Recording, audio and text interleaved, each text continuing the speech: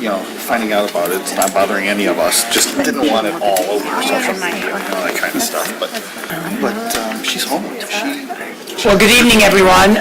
Welcome to the Ferndale City Council meeting for Monday, May 14, 2018. Please rise for the Pledge of Allegiance. I pledge allegiance to the flag of the United States of America and to the republic for which it stands, one nation, under God, indivisible, with liberty and justice for all. Thank you very much. Marnie, would you call the roll, please? Council members Leaks May. Here. Martin. Here. Mayor Pro Tem Polika. Here. Councilmember Piana. Here. And Mayor Coulter. Here. Thank you. We have a quorum this evening. Next item on agenda would be the approval of the agenda. Excuse me. Your Honor, I'd like to offer in addition to the consent agenda, it would be consent agenda, the new T, and moving the T down, for approval of the gun buyback program during Ferndale, Clean the Ferndale Up. All right. Is there a support on the agenda? Support. All right. Any discussion on the agenda this evening? All right. If not, Marnie, would you call the roll, please? Council members Leaks May. Yes. Martin. Yes. Polika. Yes. Piana. Yes. And Mayor Coulter. Yes, thank you. The agenda is adopted. Moving on now to call to audience. And call to audience is your opportunity, if you're here from the public, to address council on any issue that's not on the agenda this evening, because we'll give you an opportunity to speak to those issues when we get to that portion of the agenda.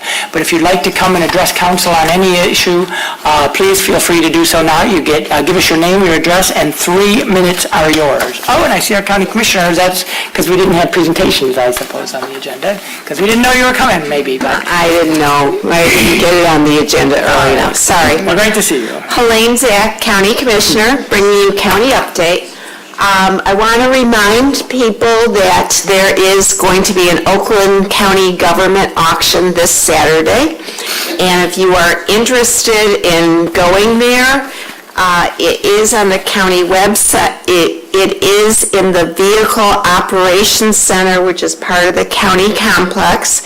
And you can go on to the Oakland County website, www.oakgov.com/auction, and see a whole list of all these things that are up for auction. And these are often things that are abandoned or recovered from certain property crimes. There's a lot of vehicles, there's TVs, there's a whole list of things that go up for auction. And so you can look at that and decide whether you want to go. The auction is Saturday at 9 p.m. Registration starts at 7 a.m.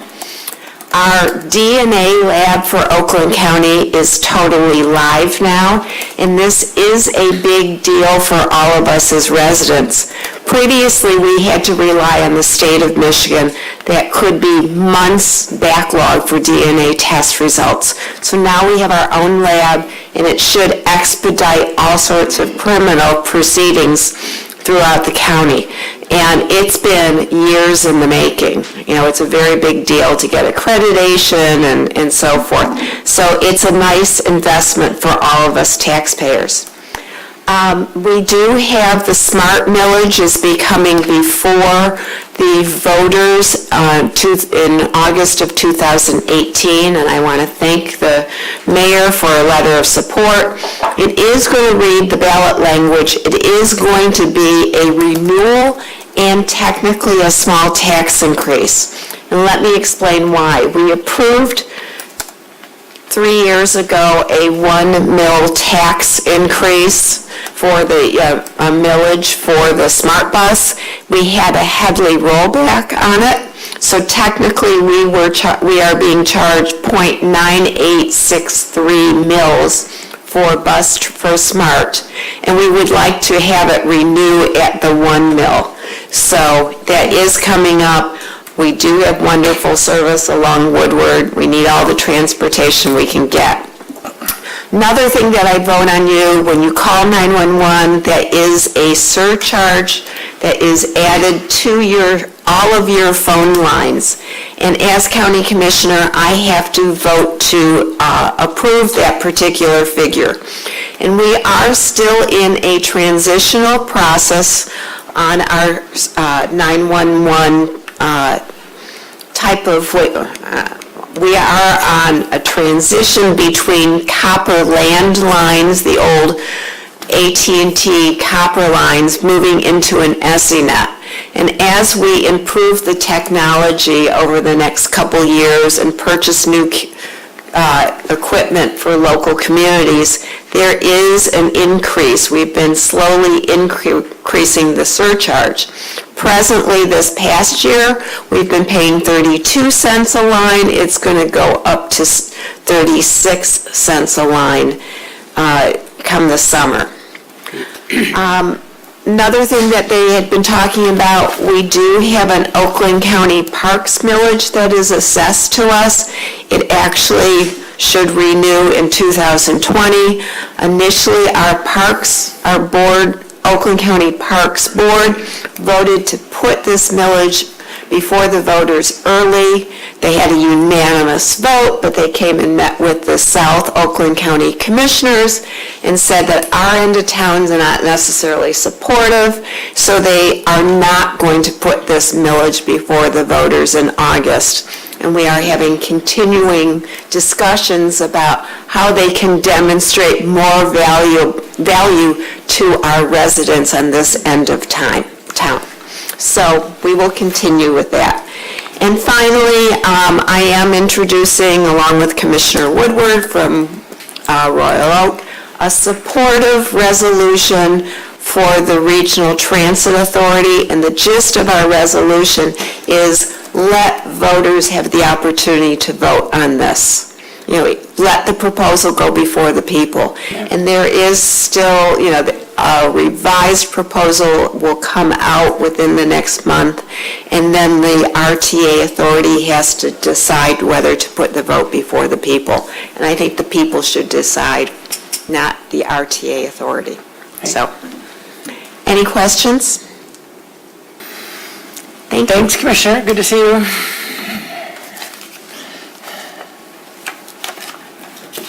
Good evening. Good evening. Mark McConnell, 22901 Woodward.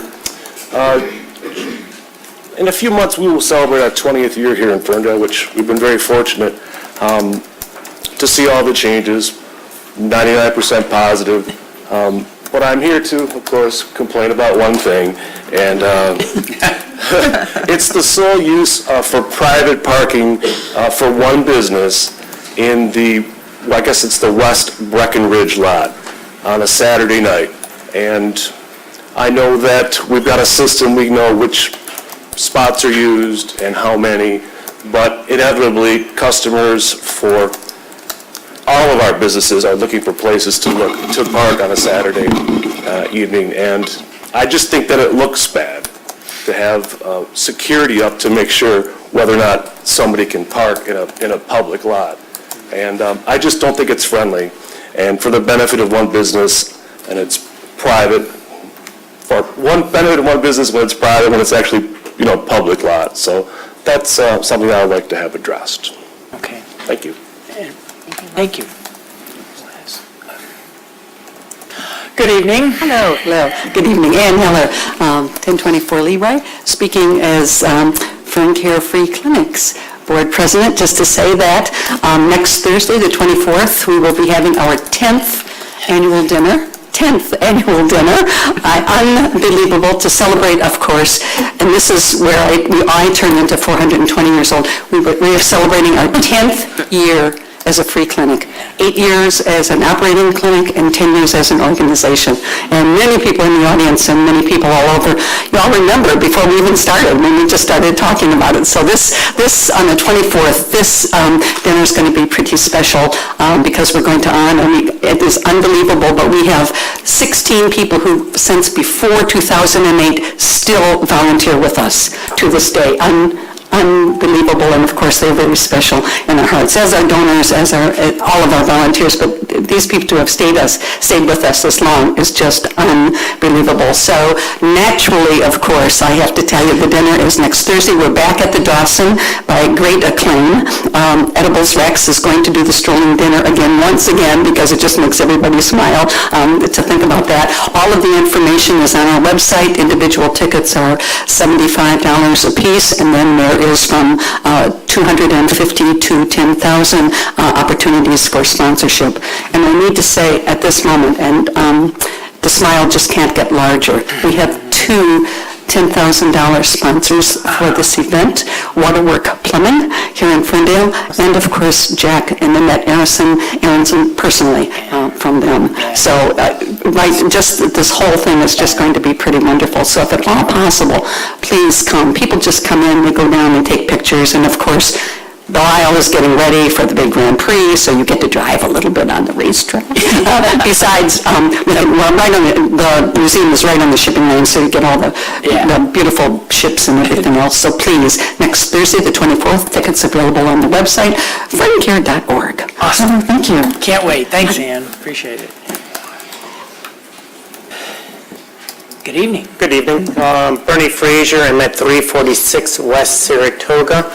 Per your request at the last council meeting, I went back. I had requested to make our street permit parking only, and you had requested that I get a petition from the residents. So I did that. If you'd like, I could read it to you. It's a one short paragraph. Sorry, I'm getting old. The below residents are petitioning the city council to make West Saratoga between Woodward, M1, and Allen Street into permit parking only street effective prior to the dot construction. We below residents have seen an increase of traffic to the patrons and bars and restaurants on our street, often leaving residents and guests of residents having to search for a place to park when returning to work or when returning from work or on weekends. We found that when the city makes a street permit parking only during downtown events, there is not an issue. Therefore, we are requesting for this change from a 2-hour free parking to a permit parking only street. We are asking this to be done prior to the dot construction because it will simply become unbearable having not only the construction behind our houses as well as the extra traffic and congestion in front of our homes. And I got 30 resident signatures, which is about 80% of the residents on the street. 2 of the houses, one of the ladies living with her brother because she's ill, another house is not there. And I think the other people just wouldn't answer the door because we get so many solicitors on our road.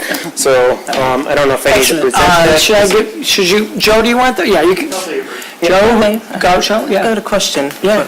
So, Mr. Frazier, then I'm thinking about that street, and is a level 1 bank, and then is that the street between level 1 bank and Wendy's? Yes. So you're talking about just the residents' houses on down? Not Correct. because I know level 1 utilizes some of that public. Yeah, there's some public parking right there, some meters. Okay. But yeah, it'd be from The residents? the residence area, from where those meters are going all the way down to Owen Street. So, any other questions or? Thank you. And then secondly, I had one other thing. At the last meeting, I know I had mentioned, we had talked about the rezoning, and I know the city attorney had given reasoning for why the residents did not need to be notified. Some of the residents were asking me about that, and I noticed the reasoning was not in the minutes. I was wondering if that could be included in there so that they could see that. Make sure the city attorney gets that for you. Okay, thank you. Yep, appreciate it.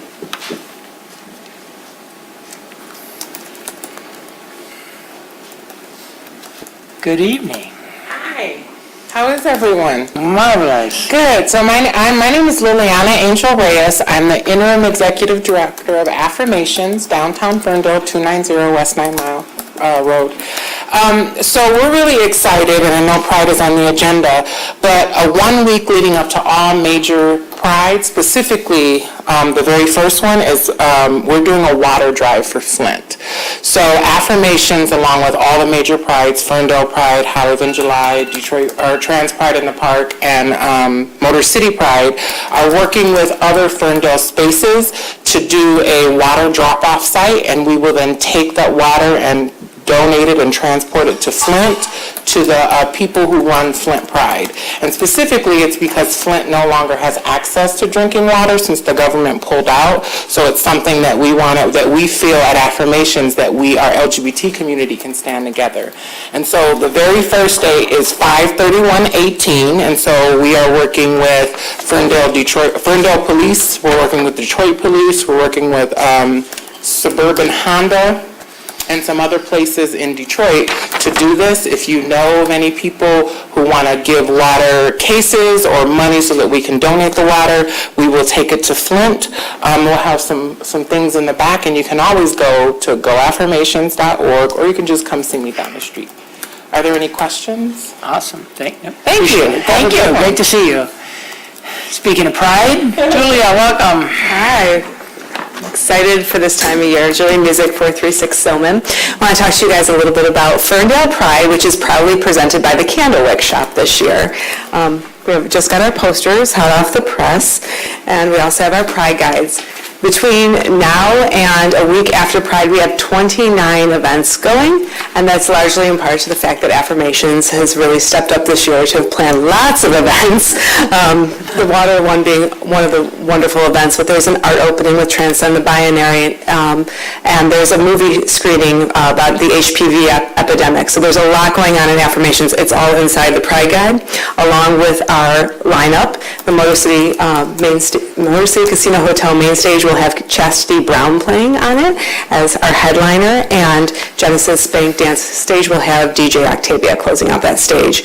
To find out about Pride, we need lots of volunteers. So if you want to volunteer, please go to www.ferndalepride.com. You can also, there's still time to donate there.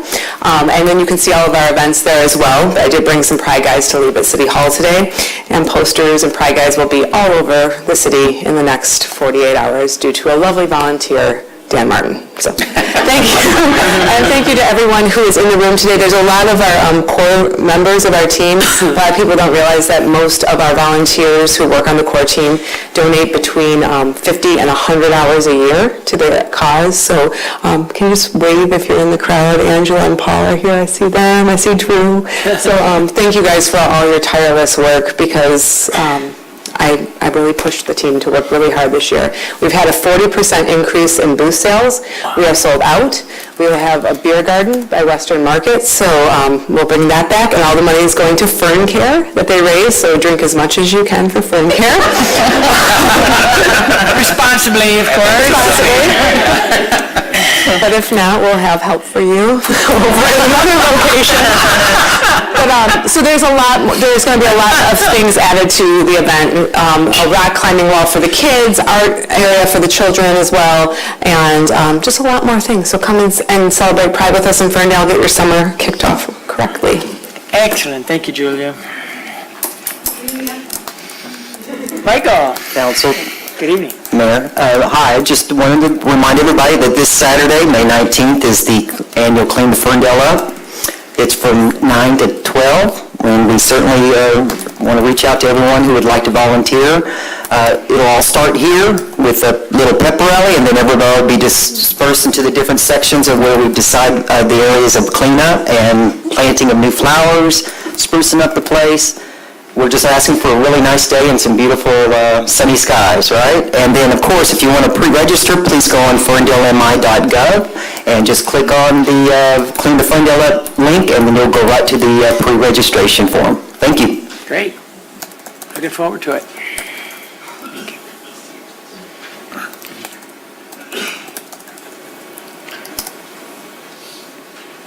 Hello. Good evening. My name is Chris Strakowski, 234 West Maplehurst, and we represent Michigan Fallen in the Memorial Day Parade. This is the 100-year anniversary of the Memorial Parade, and Michigan Fallen is very proud to be participating for the 10th year ourselves. And we're here to get volunteers and to advertise for the parade. Come on out and watch it go by. Come out and help us carry placards. May 28th. We meet on Livernois and Maplehurst at 8:30. Show up between 8:30 and 9:30. The parade starts at 10 o'clock promptly. Yeah. Any questions? Anybody gonna show up? That's right. Absolutely, looking forward to it, as always. Thank you for all your work, appreciate it. Please show up. Please show up. All right, is there anyone else that would like to address council this evening on items not on the agenda? Marnie, is this where you're going to channel Frank, or? Sure. Or is it in the consent? It is. We do have, this year, we're doing a change to the Poppy Week is now changed to Poppy Day. We do have on the agenda tonight the Poppy Day's proclamation of May 24th. Mr. Flores is not available this year, and he made me swear that I would announce the event and collect your dollars for our poppies.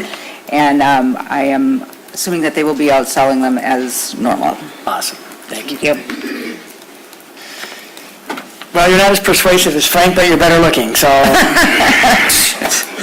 Where's your butt? You pass that down? Yeah, and for the audience. I paid. Yeah, all right, you all get that? Excellent, thank you. Happy to celebrate that. All right, so it looks like that concludes public comment, unless there's any last person that would like to address us. All right. So the next item of business would be public hearing, and we have two public hearings this evening. The first public hearing is on the Natural Resources Recreation Grant applications for park improvements at Martin Road Park, as submitted by our Recreation Department Director. And Lorena, there's Lorena, good evening. You're going to explain that item? Thank you.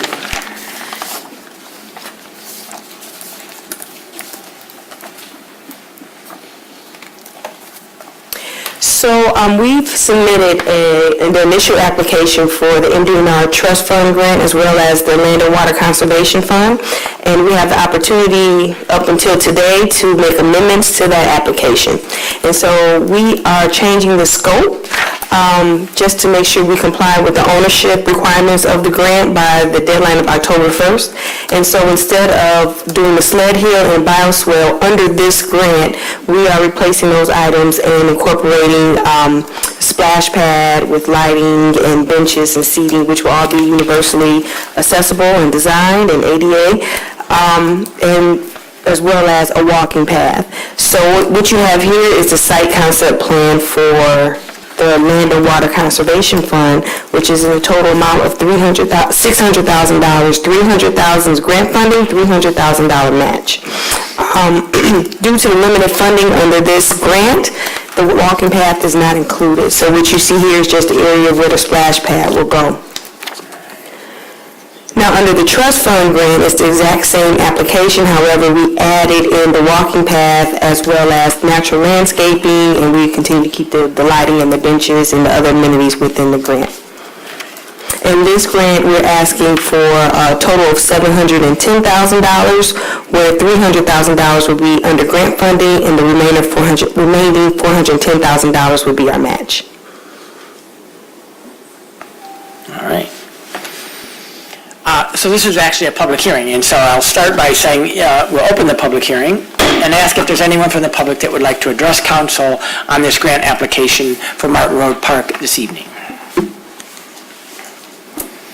I thought you were all here for that. Yeah. Maybe it's something else. All right, seeing none, I'll close the public hearing, and I'll open it up to council for questions, comments, or motion. I'd move that City Council approve the proposed grant application for Martin Road Park improvements as recommended by the Parks and Recreation Director. Support.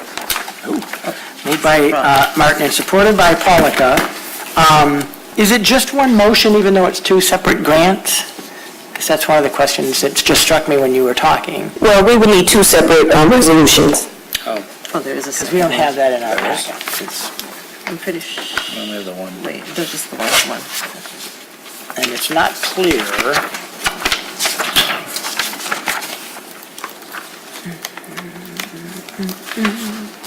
So I think, Lorena, they just have the Natural Resources Recreation Grant in their packet, so would So they you have motion be the- for the passport? Is that the second one? Yeah, you have the grant application. The national, Resolution.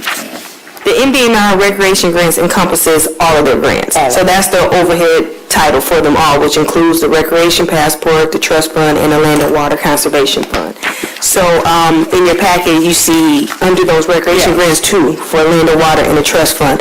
The Passport grant that we submitted is not changing. So that's all set. It's just the two grants that I just mentioned. The motion was for grant applications, and is that sufficient to cover both applications? I guess I'm No, not... you have the applications, yes, through the chair. On page 7 is the actual resolution we need to approve under separate motion. There's not a motion for it presented, but the resolution's there to approve. 7 and 8. Thank you.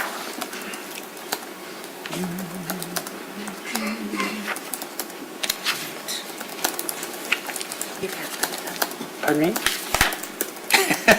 So the motion that we made is to approve the grant applications, and then on page 7 and 8 are resolutions that we'd approve under separate motions. Thank you. All right, so is there comment or questions about the motion?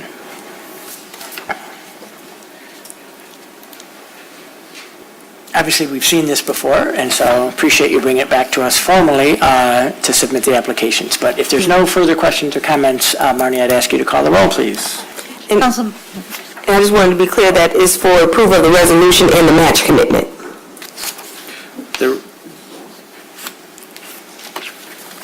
The resolution's a separate motion. That's not this one. Okay. This is for approval of the proposed grant application for Martin Road Park. Is that what you need? That was in the packet. Do you need something different?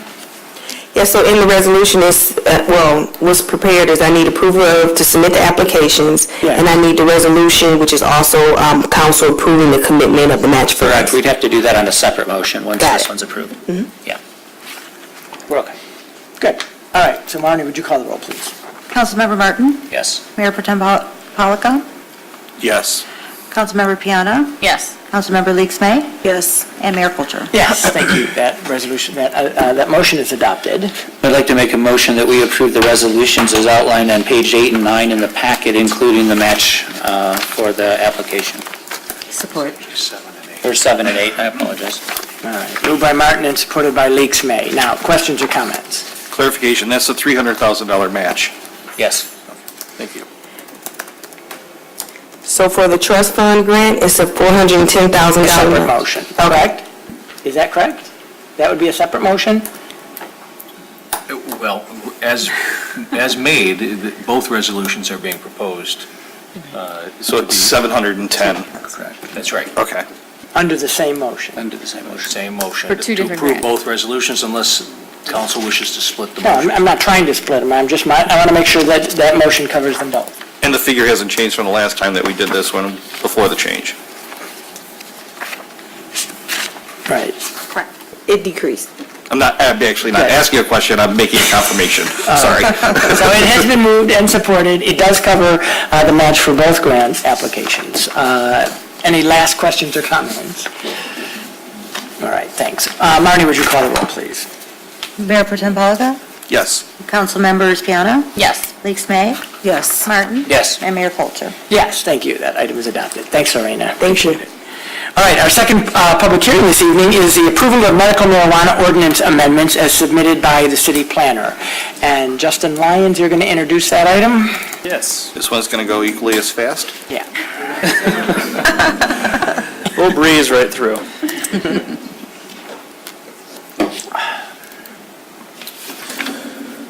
So good evening. I'm just pulling up a brief summary of the memo and some of the 124-page packet that was posted online and sent to you as well. So I'll kind of go through this quickly because it appears there's a lot of people that want to talk about this item.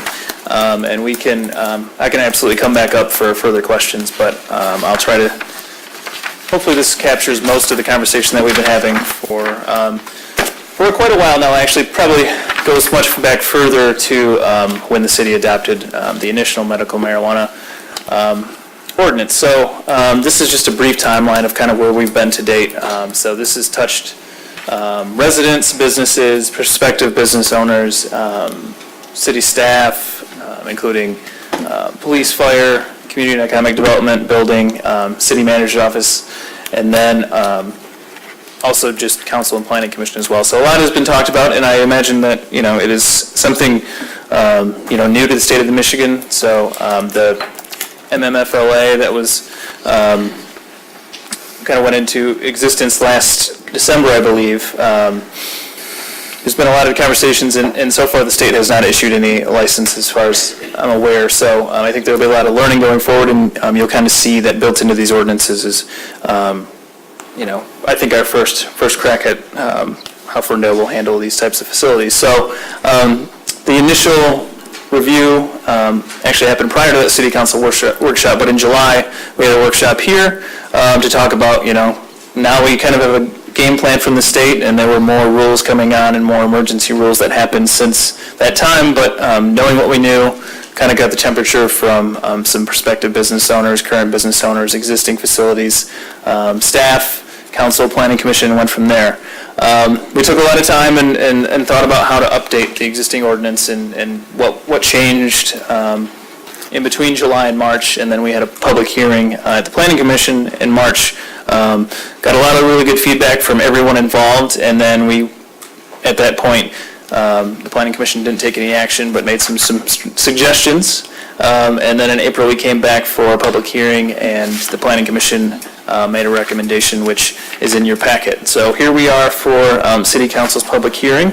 I'll just give it kind of a brief summary of where we landed after that last planning commission meeting. So kind of broke this up and my memo into just the key highlights, but certainly can answer more of the questions that are in those drafts. So the biggest question and biggest discussion point was how many facilities do we want and what types of facilities? From council and planning commission, the direction seemed to be that provisioning centers and safety compliance facilities were what we would start with, and that followed staff's recommendation.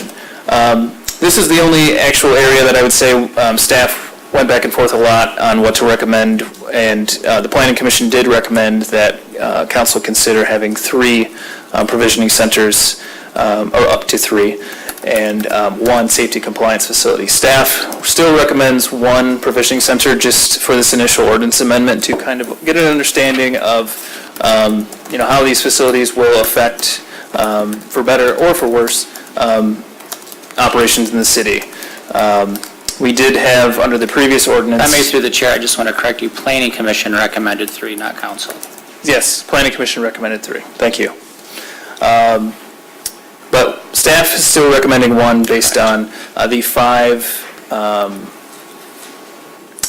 existing medical marijuana facilities, some that opened in various fashions, some that got certificate of occupancy, some that are under construction still. There was not enough data really to get a gauge on how those facilities were operating, and some of that might be beyond their control. Some of it was probably the initial business model and the way that the state system was set up, but I think that is essentially why staff, not just CED, but staff as a whole, is recommending 1. There was discussion and included in the ordinance was an evaluation period on, so no matter what council decides tonight, there should be a review of these facilities, and so we spoke with the planning commission about that. Initially the proposal was 9 months. The recommendation and where staff landed as well was 6 months. Makes a lot of sense after a certificate of occupancy is issued and that facility is up and running. We can get a gauge for how is that affecting parking. Are there a number of police calls to these businesses? Just none of them have opened yet, so we really don't know. Location and zoning districts, this is consistent with the city's existing ordinance under the old model. So M1 and M2 industrial districts, these uses would be permitted there, and then as well as the office service district. And I'll pull up a map shortly that kind of shows folks where that is. We're still saying that there should be distance requirements from certain facilities such as educational institutions, nursery schools, child care centers, and then other medical marijuana provisioning centers or safety compliance facilities. We heard a lot after the initial ordinance draft was we had a limitation on square footage. After looking at that further and feedback from folks, that was a bit too restrictive. So now we're saying that if these are medical operations and there's a certain retail component to that, a maximum of 5,000 square feet for the retail portion, and then the rest of the facility can have 5,000 square feet for that other option. That is consistent with the other 5 operating medical marijuana facilities in the city. And then hours, there was a lot of talk about hours and what's appropriate. So to be consistent, rather than have different weekday and weekend times, we said 9 a.m. to 9 p.m. To be consistent across the board. The other big topic, I think, that we'll probably hear about tonight as well is just there were 2 options proposed for the application for licenses. Planning Commission did not end up making did not have approved motion on this. There was a lot of discussion back and forth. But staff, as of right now, is recommending option 1, which this is the short version of it, but essentially applicants would apply through the state first and get their initial approval and then come to the city for review, and they would have their site plan reviewed by staff and the Planning Commission. That is based on, we looked a lot at the state's list of all the criteria on how these types of facilities would be considered for licenses. We went back and forth with the Planning Commission and staff, like what else would we look at with this list of all these rules, and we really didn't come up with anything else, anything additional that would go above and beyond what the state's looking at. So we felt that that process is enough and won't create a race for the door that some had mentioned. Option 2, the option that we're not recommending but wanted to put for your consideration, is a sort of a 30-day enrollment period at the city. And so that would kind of create a checklist of sorts where staff would review these applications over 5 criteria, and these applicants would not have to apply at the state. They would not have to be approved at the state at first. They could come to the city, staff would review, or a third-party reviewer would look at these applications, and then the highest score would be issued a permit if they get a state license. We kind of felt that if we're only going to allow a certain number of facilities in the city, that could be a big waste of time and resources looking at applications for applicants that might not even get approved by the state. That's sort of the short version of it. But in that instance, we would still have city site plan approval through review by staff and then approval by Planning Commission. So they would be, both instances would be a permitted use in these districts. As I mentioned, there are some existing medical marijuana facilities in the city. There are 5 that have been in various stages of certificate of occupancy and building. Addresses are listed there. And under the proposed draft ordinance, existing facilities could continue to operate under their existing special land uses, but if they do want to go through the state process and have access to more patients and all the things that go along with that, they would have to follow whatever process the city comes up with. If I may, just to clarify, having been through this on the Planning Commission, the difference there, and it's not immediately evident if you're not that familiar with this, is under the special land use, the existing, if they would open, would be limited to the number of patients based on the maximum number of caregivers. Right. That's not the restriction on the ones that go through the state process and get approved. So the question becomes equitability in a marketplace, as far as that's concerned. On the other side of the coin, we were very clear with those early adopters or what have you, that there would be no preferential treatment given to them when the state finally decides what they want to do with all this. But the crux of the conversation around 1 versus 2, and the staff recommends 2, and the Planning Commission couldn't come to consensus, was around is there consideration for those that made a good faith effort and try to open to serve patients, and that's not all 5, but in that environment and could actually not sustain based on political climate, law enforcement at the county level, what have you. So I just want to add. Correct me if I'm wrong. No, that's great context. I'm sorry? The staff recommends 1. 1, okay. Yeah, not 2. Yeah, I think you said 2. Right, yeah. Through the chair, may I ask Justin a question? Sure. Can you just tell the dates when we actually approved those 5 businesses? It goes back past July 2017 when we started talking about this ordinance. And I can't recall what Right. years we, Right. 2012, 13? It was 14? 13 or 14. It had to have been early in my... I can dust off my It was memo when during planning the commission- or ordinance was, it was public when the hearing. state law changed back 2000, 2008? No. I was on. Yeah. That's, I was mayor, and that wasn't until 11, so I don't know. I'm not sure that affected us then, at that point, to the effect that we felt it at the second change of the, whenever the state law changed. Sure. Yeah, and allowed it to happen, so. I can say that at least two of these facilities, I think in the past year and a half is when they received their approval for special land use through city council. And so it's been a long process for some of these applicants, certainly. Right. Yep.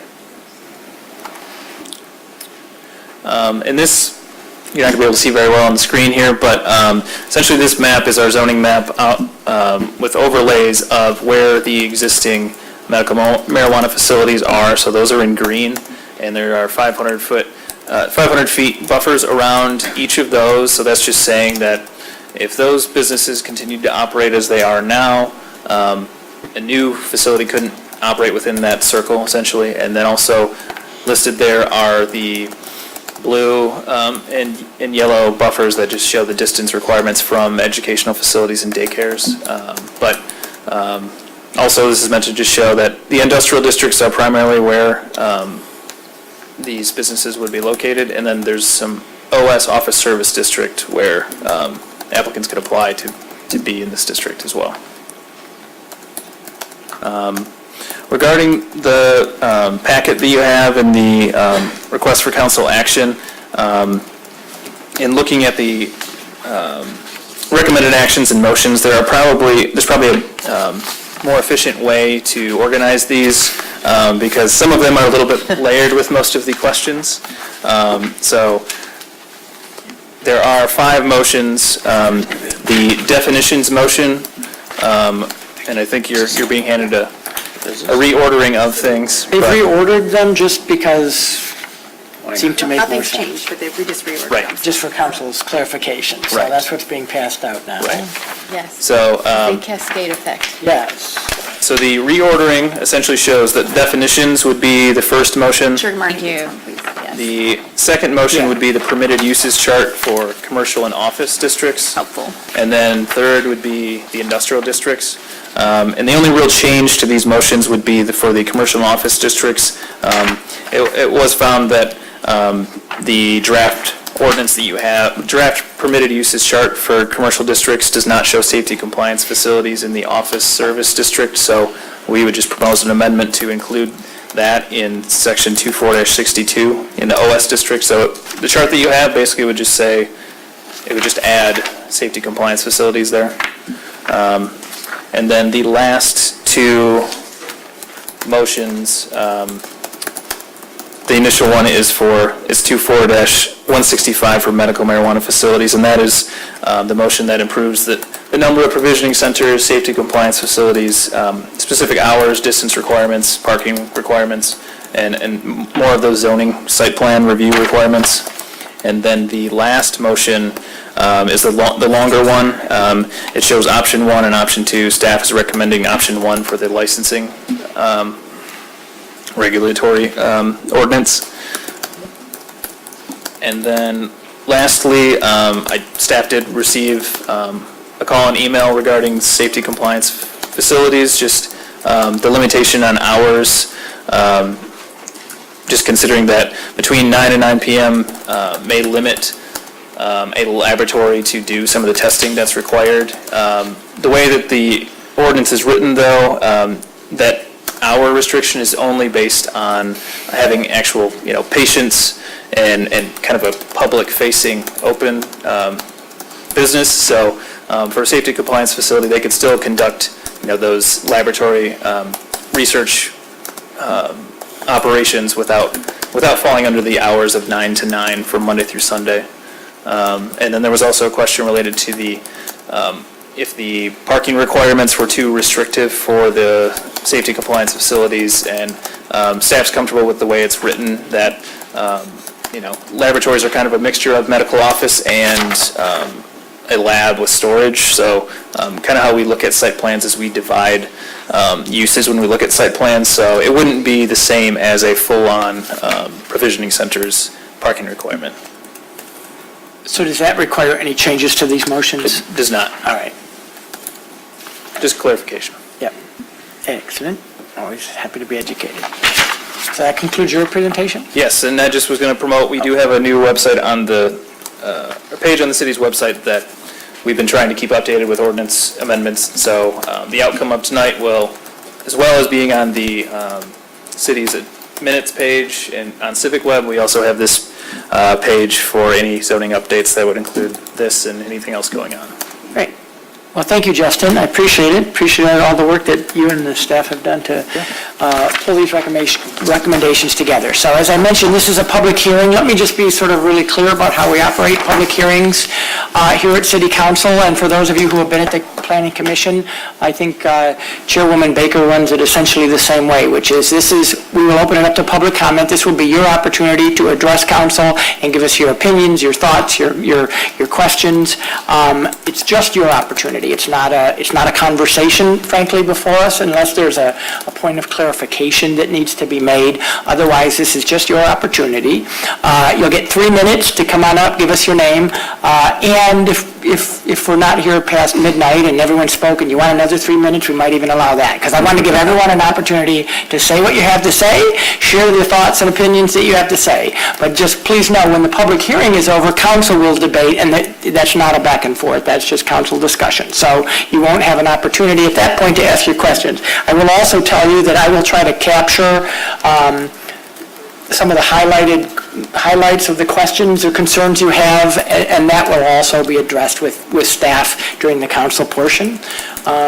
So hopefully that all makes sense. We appreciate you being here, and so I will open up the public hearing, and I will ask if there's anyone here that would like to address council on this ordinance change. Come on up, give us your name, tell us who you are, in 3 minutes. And I'm going to try to be kind of strict about the 3 minutes, because we have a room full of folks, and I'm guessing a lot of people want to talk. And I was just kidding about the midnight thing, so we're really going to try not to be here that long. So, but we're glad to have you here, so I appreciate it. Come on up, and good evening, sir. How are you? I'm good. How are you tonight? Excellent. What's your name? My name is Stanton Engel. I'm from 1577 West Hazelhurst Street, and I am a resident of Ferndale as of about 3 years ago. And about a month ago, I had a little baby girl. So congratulations. Thank you very much. And so I wanted to take it upon myself and my wife to learn about safety and consumption of marijuana with having children around and things like that. So we attended a seminar put on by a group called the Ferndale Community Gardens, and they did a really excellent job of presenting ways to, basically treat it like medicine, make sure we're using it just like we would any other medications and things like that. Really bringing to light some other uses for like the elderly. My father, he's getting a little older and trying to decide between marijuana and opioids and things like that. And after their thing that they did, they had a doctor there also, I took a little time to talk with some of the people that were running the meeting and really asked some in-depth questions and really dug into kind of the type of people that they were. And I just wanted to come here today and take a minute to recognize them and how appropriately they seem to be handling everything, how detailed they've been in their explanations. I just appreciate it as a new overly concerned parent, to kind of have people with that kind of attention to detail and that kind of caring within the community. So I just wanted to say, I hope to see them more among the community as this whole thing goes along. And that's really what I wanted to come up and say today. And welcome to Ferndale. Thank you. Appreciate it. Good evening. Hi, how are you? Good. My name is Frank Mara, 490 East Camborne. I am one of the owners of the Greenhouse of Walled Lake, and I will hopefully be applying here in Ferndale. Okay. I do want to speak in support of opening it up to 3 provisioning centers. One of the big reasons is, I don't know if you guys have ever toured a provisioning center. Buying is not a fast process. It is streamlined, it's very technological, but it is not fast. And I think if you open this up to like 8 licenses, you would have 8 people applying. It's a very significant financial, commitment, and I think the market could handle, multiple dispensaries in Ferndale. And I think if you have only one, I think you're going to get outliers in issues with like parking, and I know you guys were talking about police activity and code violations. I think that you're going to have a glut of people trying to get to this one dispensary, and there will be issues. I also want to speak in support of the application process where you have to get state certified first. I've been dealing with the state application process since March. It is a slow process, and it is very exhaustive, and they go through everything. And I think many people are going to be disqualified once they go through this state process. It being so slow, I think I would be worried about it causing issues with somebody getting possibly accepted here in Ferndale, disqualified, and then we're back to step one. So,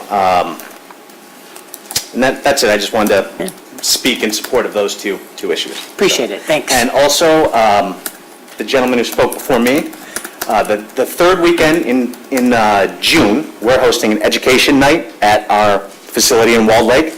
So greenhouseofwalledlake.com, you're more than welcome to come out. We're going to have doctors speaking about medical cannabis and to answer all your questions. So thank you, guys. Appreciate it. Thank you.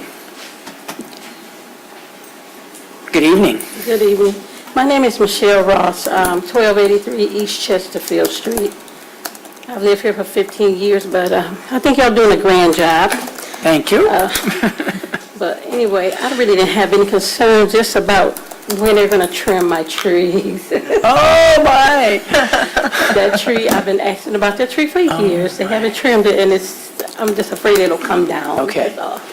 So the good news is you're standing next to the guy seated next to you, Carlos, raise your hand, Carlos, who, if you would give him your information, he will check out that tree and see what's going on and what we can do to help, okay? I'm scared. Every time like the last few times it got cold and the branches got ice, those big branches come off. Yeah. So they need to be topped, I say. Carlos will be able to help you if you want to give him your contact information. Thank you. All right, thanks. Thank you. Good evening. Hi, good evening. My name's Myra Syllabus. I'm one of the representatives over at Ferndale Community Gardens, so I was very thankful to hear what the gentleman said. I'm glad that we entertained him for the night and gave him some educational knowledge on it. So I'm here to speak to City Council concerning you guys going forward with the approval tonight. Although we were happy with many of the changes that the Planning Commission had put forth, we still feel that allowing the 5 businesses that were already granted the special land use permit to be given the opportunity to apply and be vetted first. We feel that allowing these 5 already established caregiver centers to be vetted by the state and then to be vetted by the city will eliminate a lot of extra headaches and resources that the city would need to pull together in order to do the open application for the public. We have already seen the problems that come up, and we have in the cities like Lansing and Detroit. One of our concerns also that came up during the Planning Commission is showing the transparency during the application process. We agree with this as well, but it seems that with opening the application process, you're going to be opening the city to a longer time frame to getting this ordinance off the ground and moving in a fashionable manner. The 5 caregiver centers had to apply for these special land use permits and had to bring their buildings up to code, be zoned correctly, and needed to get a C of O to open their doors. We have had law enforcement come in to look at our computer systems, our camera systems, and to make sure that we were doing everything according to the law. We have had conversations on what they wanted to see in a caregiver center and in the community, and we've complied to it by every way that they wanted to see.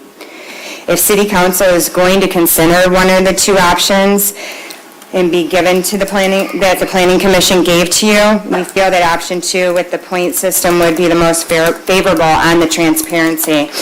However, we do support the section that was added with the point system, but we feel that the points being given to the people that are already in the city should be raised a little bit more than just the 10, maybe even possibly up to 20, since we're in your community and complying with you.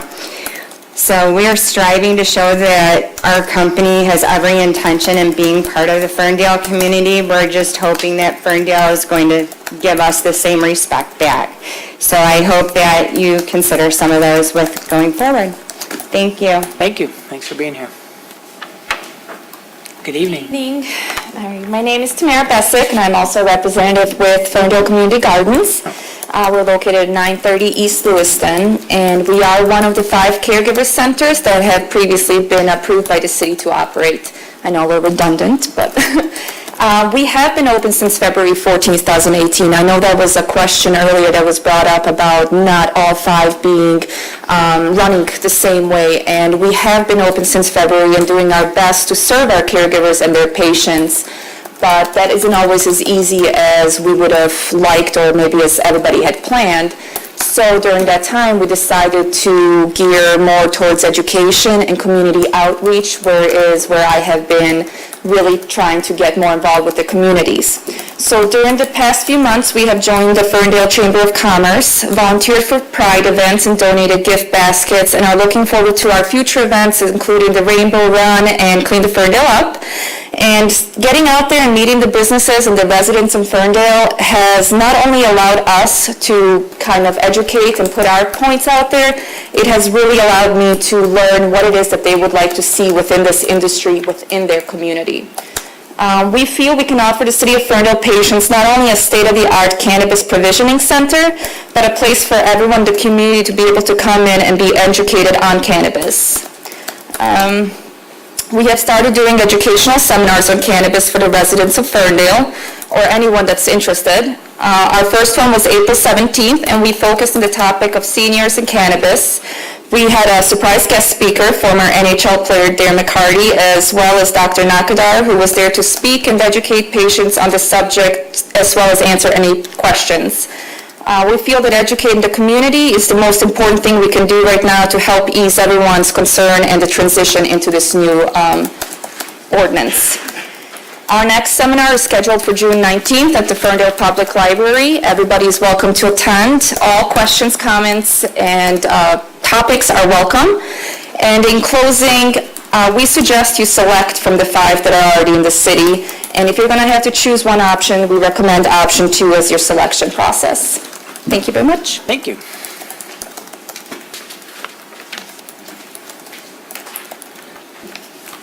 Good evening. My name is Chris Aiello. I'm an attorney on Mound Road in the city of Warren. I represent Ferndale Community Gardens located on East Lewiston Street in Ferndale.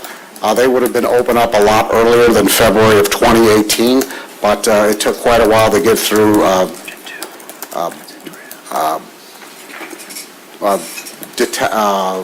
Police Chief Collins' requirements. He had an awful lot of requirements for knock boxes and other criteria in the parking lot to raise a storm basin grate. So it took a little while to get open, but they were open. And I want to go back to the comment that we are one of the original 5 out there that I sort of feel are sort of the guinea pigs, and I listened very closely to what Justin had to say, and I understand his position. And his position was that everybody in Ferndale who's an elected official wanted to see how this was going to roll out. How is it going to affect the community? How is the parking going to be? How is it going to affect the community, the citizens of this city? How are you going to protect the citizens from this issue? How are you going to participate? How would these businesses become members of the community, working hand in hand with each one of you as an elected official and on behalf of the community? So they did. They opened in February, and things have gone wonderful. Multiple visits from the fire marshal, multiple visits from the police, outreaching to the Better Business Bureau, becoming chamber members, outreaching to every organization. There was a fundraiser at Rosie O'Grady's the other night, and they donated a basket, and guess which basket got the most? Cheer. Which basket was appreciated the most? Which basket was purchased the biggest? It was the cannabis basket. So it's here, it's coming, it's part of our community, and we want to thank you for allowing us to come into the community and do this. But going to a few issues. Option two is the only way. I work on behalf of clients throughout the state of Michigan. There's nobody in the state of Michigan, any city that has adopted option one. And I see the flaw in the analysis in that, and so have other cities seen the flaw in the analysis, and that is on option one, as everybody said, the state, we don't even know, they've only approved 9 phase 1 applications at this point. It could take forever. Option two gives you the opportunity to vet all of the applicants like you probably have already done with these 5 licenses to some degree. You've already done all the heavy lifting and you've already done it. But option two allows you again to vet the applications to decide which one of these 3 or all 3 or 1 or 2 or 3 of the 5 existing are meant for your city. So you can evaluate it, you can say, okay, I'm giving you a license, now go to the state of Michigan and show us proof. So what Lapeer just did. Lapeer took 30 days, they awarded 6 licenses in March. They said you have 30 days to get your applications in. The applications were put in 30 days, and then they made a decision in 2 weeks, picked the top 6 out of 18 applicants, and said, you're the winners. Now you have 10 days to go to the state of Michigan, show us proof of service, so show us that you at least applied. Once you get your application in, you have to show us the proof. Now show us the results. So once you get a result, if you're denied, they move on to number 7. That's the fairest way and the cleanest way to protect your city, because now you also know who the applicants are based on that application and all the questions inside of the application. I don't know any city in the entire state of Michigan, and let me tell you, I have a lot of miles on my car that did it the other way. I don't know anyone that's gone to the state first. Is there some redundant work that you might do with inside of your ordinance that's a duplicate on the state level? Somewhat. Lien checks, backgrounds, bankruptcies, but that's all public record, and that doesn't take any of your resources hardly, or a tremendous amount of your time. So addressing factor number 4. There's a reason why all 5 of these people were here. Let's be blatantly honest with each other. They were here for this day.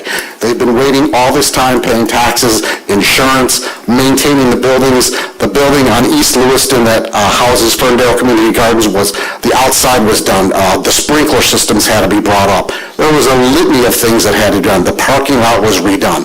So they've been spending money. This is going from 2013 to today. They've been paying their taxes. They've been waiting for this opportunity to work hand in hand with you. And for the community at this point to look at these 5 applicants and at this point say, we're going to open this up, is just it's just not fair. It's not fair to the 5 people that have been here at your doorstep that you've already vetted as a community, and you've looked at them and said, just hang on there, maybe one day the state will do something, and they did. So You're at your 3 minutes, so I need you to just kind of conclude. I will. In conclusion, on factor 4, please give more points to the stakeholders that are in existence on factor 4 as to their outreach in the community and how they've worked so far. And I can promise you this, Ferndale Community Gardens is going to continue to work and show to you that they're the best candidate out of the field of 5. Thank you. Thank you. Good evening. Good evening, Mayor, Council. Thank you. Justin Danaskis here with Danaskis Consulting Development. We're a multi-client government affairs lobbying consulting organization, and actually worked on this policy at the state level, and looking forward to seeing it through here on the trenches like we are here this evening. And our firm is in about 250 other communities on these same policy discussions. And I come with those lenses from what the intent for the policy was, what's happening out in the municipalities today, and also my 10 years of planning and zoning experiences. This is more of a planning and zoning of how and where you want to allow for these facilities.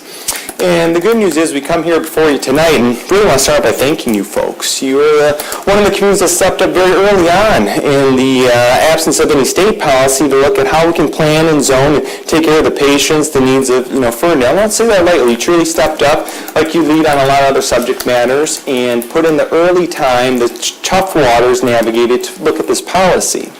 And so over the years, we were a little debating early on when after the MMA was enacted of how many years have you been looking at this policy.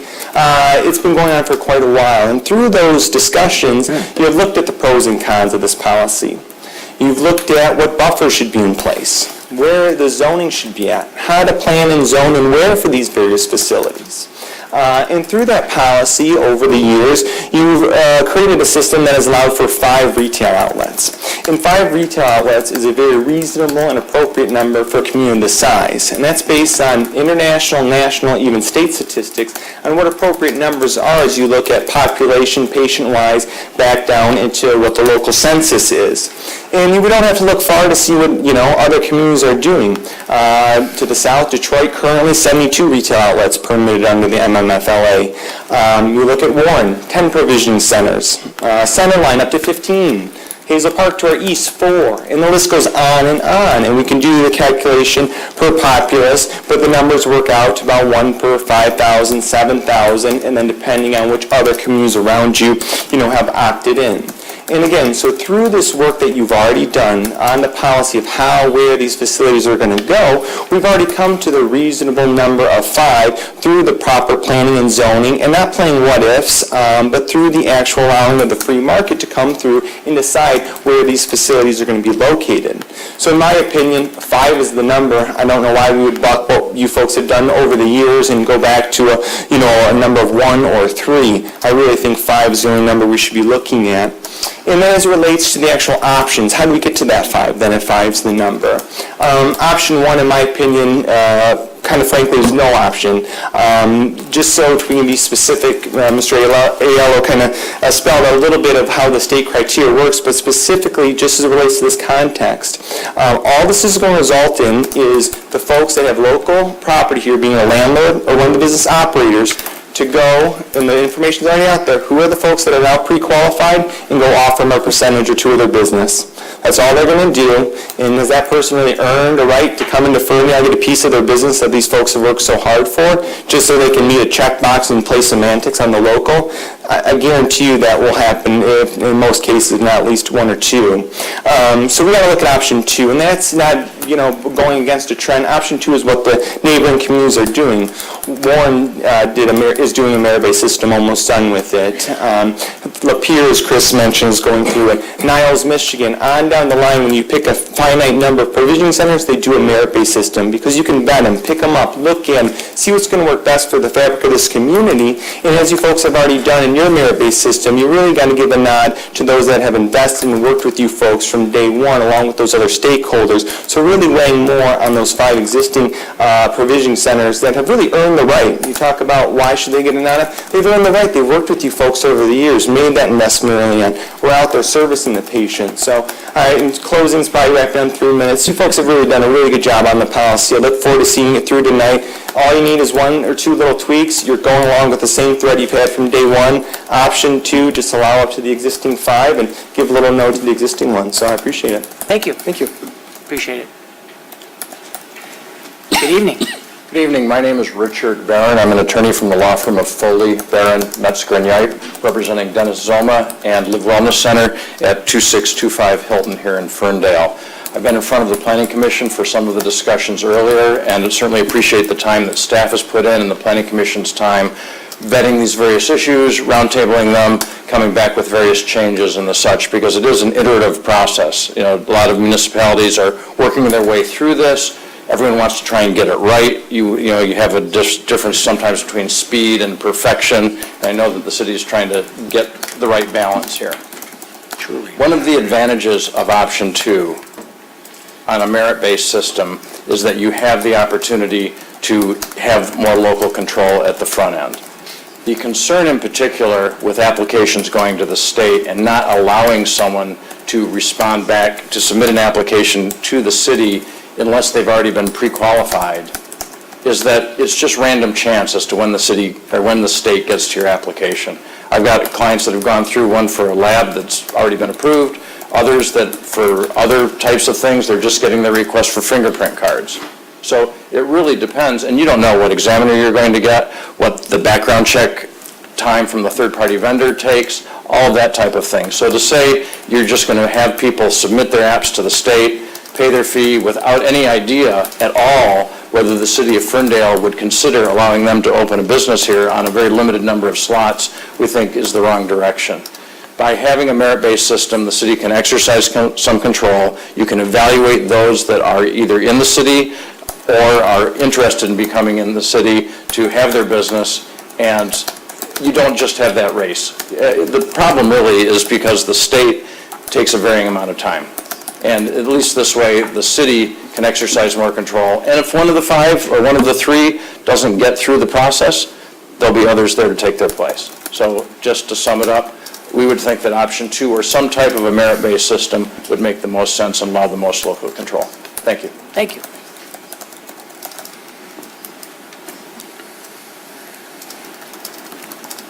Nobody else is speaking, can I have 30 Yep, another gentleman coming.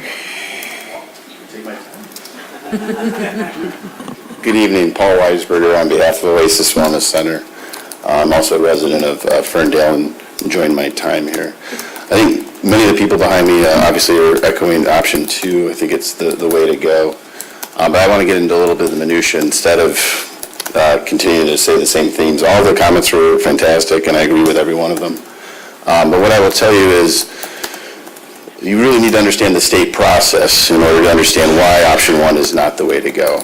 I know of personal applicants that filed on the first day you could file where a single doctor who had a license to prescribe under the DEA with no criminal background and 1 bank account, and it took till May 3rd to get approved. Now that doctor with the 1 bank account and the no criminal record and the DEA license has a golden ticket to run around all over the state for any of the communities that want to go with option 1. Does that make that particular applicant the right applicant for the community? Not necessarily. There are other applicants that were approved, I think some in Ann Arbor, that probably have very simple, single-member LLCs that got approved.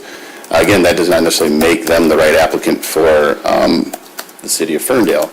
We have a chain of about 85 locations, and the state wants to see 3 years of those bank accounts times 85 times all the other businesses that are involved in real estate. And they want to know, just so you guys understand this process, they want to know sometimes, for sure, every single deposit over $1,000. Sometimes we even had one request for $100, which was a PayPal transfer reimbursing somebody for dinner in Chicago.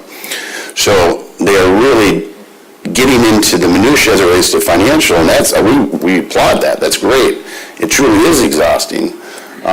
But that actually penalizes those businessmen and women out there that actually have a great number of business experience, the kind of people you would want in your community, people that respect the law, follow it, not only when it's convenient, but when they have to, all the time. Those are the kind of applicants you should have in your community. And if you go with option 1, you are, in my opinion, haphazardly choosing whoever had a single-member LLC who filed with the state and got the license. They will horse trade that position with people in this city, and they will horse trade it with landlords, and that does not make the right applicant.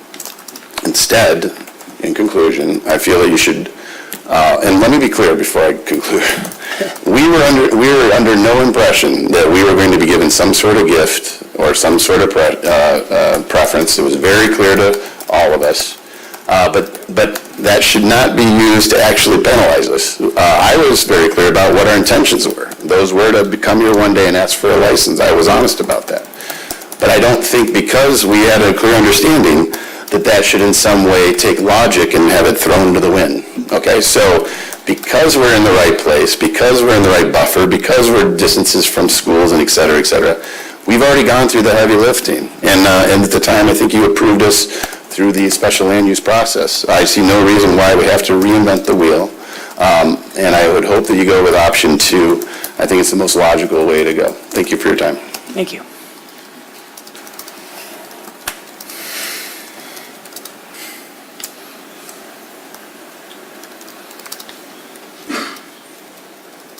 Good evening. Good evening. My name is Paul Talenda. I'm an attorney. I'm here on behalf of 1915 East Ferndale. My clients at 1915 East Ferndale are one of the first applicants to be approved under the existing ordinance, the previous dispensary ordinance, don't call it a provisioning center just yet.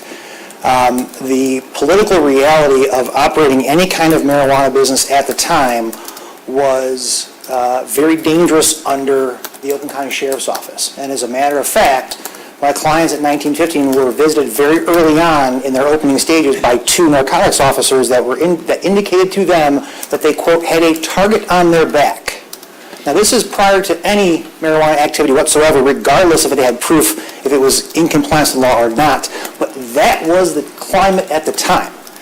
And that is essentially why all these applicants that had gone through were waiting for that fog to clear.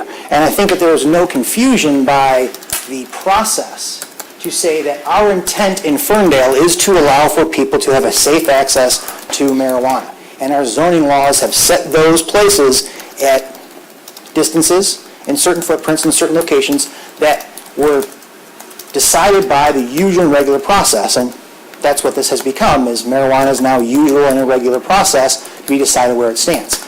That being said, I guess I echo what everybody else has said, is that option 2 is the better one for a lot of the previously stated reasons.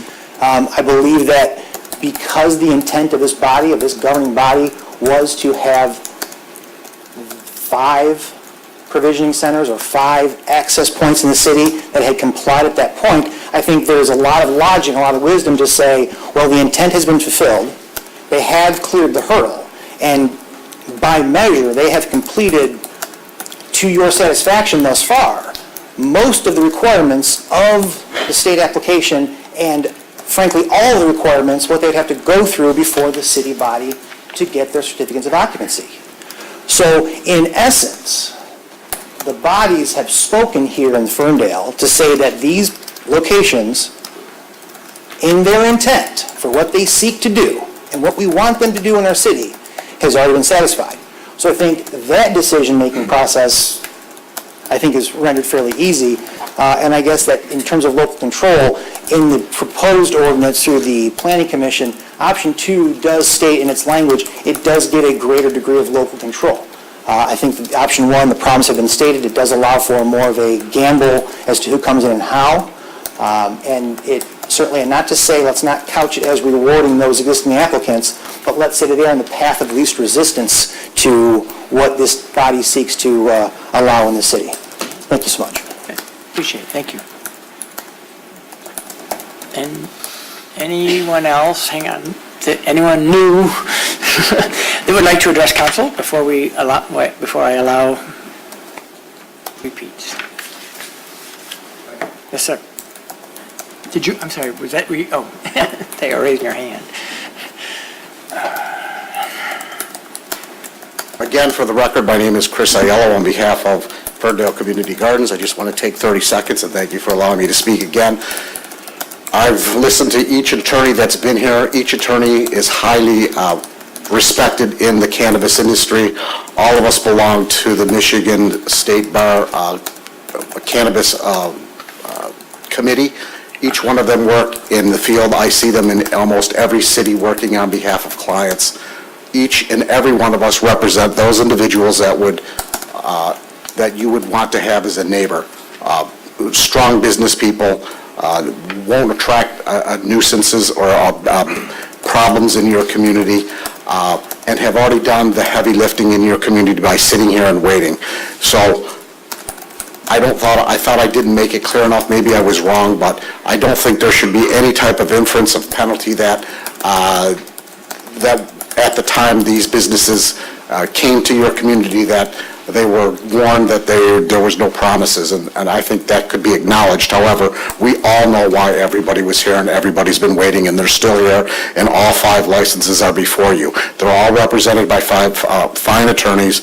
They're all business people. I think you really have to give deference to that and to option 2 in conclusion. And again, thank you so much. Appreciate it. Anyone else? Final chance, because then it's our turn. All right? All right. Then I'll close the public hearing. Thank you, everyone, for your comments. Thank you for being here. Council will now, I will ask council if there are questions, comments, concerns, motions to be made. Through the chair, may I make a suggestion, just for the sake of efficiency? It seems like of the 5 motions, there are 3 that are somewhat up in question and 2 that are. Would it be possible for us possibly to take the first 3, which have to do with definitions, permitted use charts, and zoning essentially as one chunk or bucket, and consider those motions, and then look at the last two, which have to do with... I think that's a great idea. I think that's fair to say the first three motions Oh, that would be focus. needed. Yeah. Mayor, if I could, through the chair, just to follow up on Mr. Lyons' comment as it relates to the reconfigured motion number 2, which had the proposed use chart for the commercial and office district. He had suggested that the draft before you did not include safety compliance facility as a permitted use in OS district. So it would be appropriate, if you were going to consider a motion for those three, to have it as amended with that additional language. So that's what I asked, is do we need to amend the motion? So we do need to amend the Yes. motion. Okay, can you work on that language for us, Counselor? Sure. Because I think we're in agreement.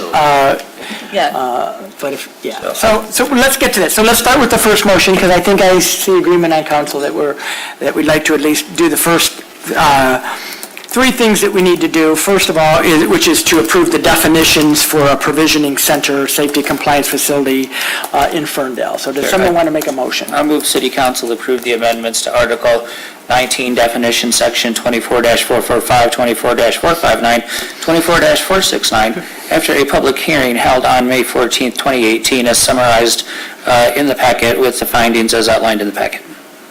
Support. All right, moved by Martin and supported by Leaks May. And again, this motion approves the definitions for a provisioning center, safety and compliance facility. Any discussion, comments, questions? All right, Marnie, would you call the roll, please? Councilmembers Piana, Yes. Leaks May, Yes. Martin, Yes. Mayor Pro Tem Polika, Yes. and Mayor Coulter. Yes, thank you. And now, the next motion, Dan, Chris, as you appropriately said, deals with the commercial and office districts permitted use charts. I have the amended language. So do you want to make that motion? Yeah. City Council approved the amendments to Article 4, Commercial and Office Districts, after a public hearing on May 14, 2018, as summarized below, with the addition of the Safety Compliance Facility to OS as, should have been a doctor, as permitted use in 24-62. I support. All right. Moved by Martin and supported by Piana. Now, any discussion? Yeah, right. But I really like this is not special land use anymore. Me too. I mean, in full disclosure, that was not universally held true by the Planning Commission. Yeah. But I'm in concurrence with your view, yes. Yeah. All right. Marnie, would you call the roll, please? Councilmembers Leaks May, Yes. Martin, Yes. Mayor Pro Tem Polika, Yes. Councilmember Piana, Yes. and Mayor Coulter. Yes, thank you. That motion is adopted. Lastly, I'd like to move City Council approve the amendment to Article 6 Industrial Districts after the public hearing on May 14, 2018, as summarized in the packet with the following findings of the packet. Support. Moved by Martin and supported by Polika. Any discussion on this? This is identical to the previous motion, but for industrial districts and not commercial and office districts. I do have a question regarding that. So regarding the safety compliance facilities, since we have not voted on as to how many provisioning centers, would we be, wouldn't it be up to 3 safety compliance facilities? Automatic, no? No. Okay, all right. I just wanted to make sure because we didn't vote on. Right, yeah. Yeah, that's proposed amendment to section 24-165. That would be the next potential motion. Right. Okay. Other questions or comments? Marnie, would you call the roll, please? Councilmember Martin, Yes. Mayor Pro Tem Polika, Yes. Councilmember Piana, Yes. and Leaks May, Yes. and Mayor Coulter. Yes, thank you. No, good, thank you. Good, thank you. That motion is adopted. Now, so the next question up for consideration, and we're just going to take these in the order that our staff has prepared the possible motions, is the number of dispensaries. And again, the Planning Commission has recommended 3. Correct. Staff recommends 1. Correct. But it's really up to the will of council what that number is. And so I would open it up to comments, questions, and discussion of council on the appropriate number of the dispensaries. You mean provisioning centers? so I'm using the right language, right? You said dispensaries. Provision. I just want to make sure we Thank you. maintain the same You already approved the lexicon. definitions. Yes, as defined in the previous motion. Yes. That's right. So the number, what are folks' thoughts, opinions on that? My personal opinion, and I expressed this in planning, so I won't chime much in this. One's too few. I'm okay with 3. I'd be better with 5. So that'll leave it to you guys.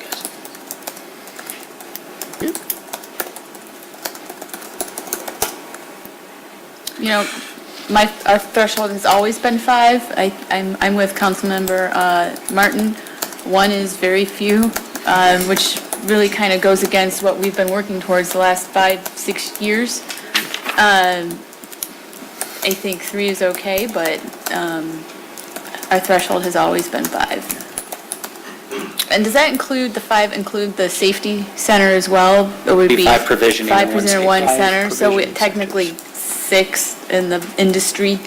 In addition to any of the previous ones approved that wanted to consider to function under the special land use. Right. I don't know that they will, but that option's still out there in full, to be clear.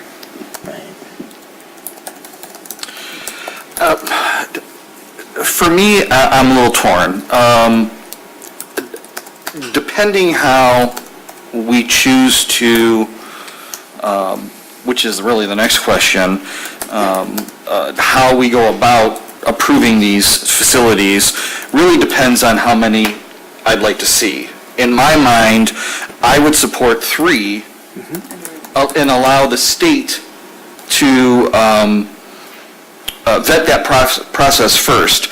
Once those 3 licenses have been approved and those businesses have been open in the city, to then, after maybe 3 months, 6 months, then opening it up to the existing businesses to say, okay, we will allow 2 or 3 of you to now open up. So they can continue to go for their licenses, even if they're not the 3rd one, if they're the 4th or the 5th, they actually may be able to open up the business. And I don't want to... Yeah, if I may, through the chair, that's accounted for in this. 6 months after the certificate of occupancy is issued, there is a review by this body that says, what do we want to do? Do we want to expand it, keep it the same for 6 more months or whatever? But after 6 months after occupancy, we can totally make it whatever number we want. In fact, from the Planning Commission, we included that 6-month number to make sure that there was an expectation in the community to say, not just say, we'll review this and maybe we'll get around to it when we get around to it, but we'll get around to it in 6 months. We looked at 3, but 3 was too short, actually, that if there was some kind of issue, that the police wouldn't have maybe enough time to look at it and investigate it in 3 months. 6 felt comfortable, 9 felt too long, as Justin alluded to. So we felt strongly about specifying 6 months as that review period. And for me, I think that's an important piece that helps me sort of land, and this is an art, not a science, but for now on something like 3, one of the things we talked about when we initially began down this road was that this was not a pilot per se, but that it was easier to do fewer and add than it would be to allow a great number and pull them back. And so if we're really going to take a review and see how they go, then we've used the phrase dip our toe in the water. To me, 1 is barely even getting your toenail in the water. But 3, and again, this is an art, not a science, feels like a decent number to evaluate, and especially since it will be in our process that at 6 months we can reevaluate that, because I would be open to increasing that if there are no issues and everything goes as smoothly as I think we all expect and hope that it will. So just for that reason, it feels to me like 3 feels like a decent number, but I hear what my colleagues are saying about a greater number, and I think ultimately we will probably get there. The other wild card in this, of course, is that in November, the voters are probably going to determine whether marijuana should be approved recreationally, and then I think it changes the whole ballgame. So it feels like, Justin, you did a lot of work just to probably have to revisit the issue dramatically after November. But that's kind of the time, right? We kind of do. All of us kind of It's called job security there for you, Justin, and we're just going to keep you employed at this. But that kind of falls in the 6-month time frame. I thought marijuana would give you job security. In my day, it was the other way around. So that's my 2 cents on the number. To Attorney Chris, can you just refresh my memory one last time, you've done it many times, one more time, about how many, we have 5 that are able to operate here in Ferndale right Yes, now? Through the chair, 5 that are allowed to operate that were issued special land use permission after review by the Plan Commission and approval by council.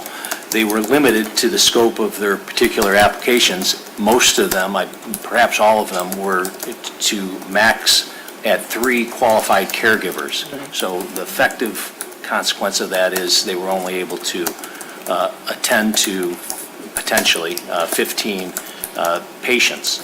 And so that is the existing scheme, and this is the new scheme, obviously, under the Facilities Licensing Act. And how many of those are operational, up and running right now again? I would defer to Justin on that. I believe... 3. 3. Okay. I should say, 3 have certificates of occupancy. Not all 3 have opened, though, or are currently open today. Well, only 2, I believe, are currently open today. 1 was opened and they did close, but... Okay, and my last question is, considering that they have the certificates of occupancy right now, are those, did they have to go, they had to go to the state, through the state in which to get that? No, they did not have to go to the state to go there. They only had to come to... Only to council? Yes. Okay. Did they have any other state requirements in order to? Not at the time they were approved by council under the special land use process. The Facilities Licensing Act had not been passed at the state level. So these businesses, if we chose to move forth with the rest of the motions that are left here, would have to go through the state. And what I'm hearing is that it would be... I'm sorry. Not directed towards me, I apologize, but that's not the case. They could continue to operate under the land use, under the existing conditions without going to the state. Without going to the state. But that limits them dramatically compared to what their competitors do. Okay, I understand. The business model would make them uncompetitive. Correct. Most likely. I see. Right? Sorry to jump in. No, that's okay. That's Through the chair. Does that address it? That does. Okay. Yeah. Through the chair, I'd like to follow up on some of Councilwoman Leeks May's questions, but can you talk to me a little about operationalizing option number 2?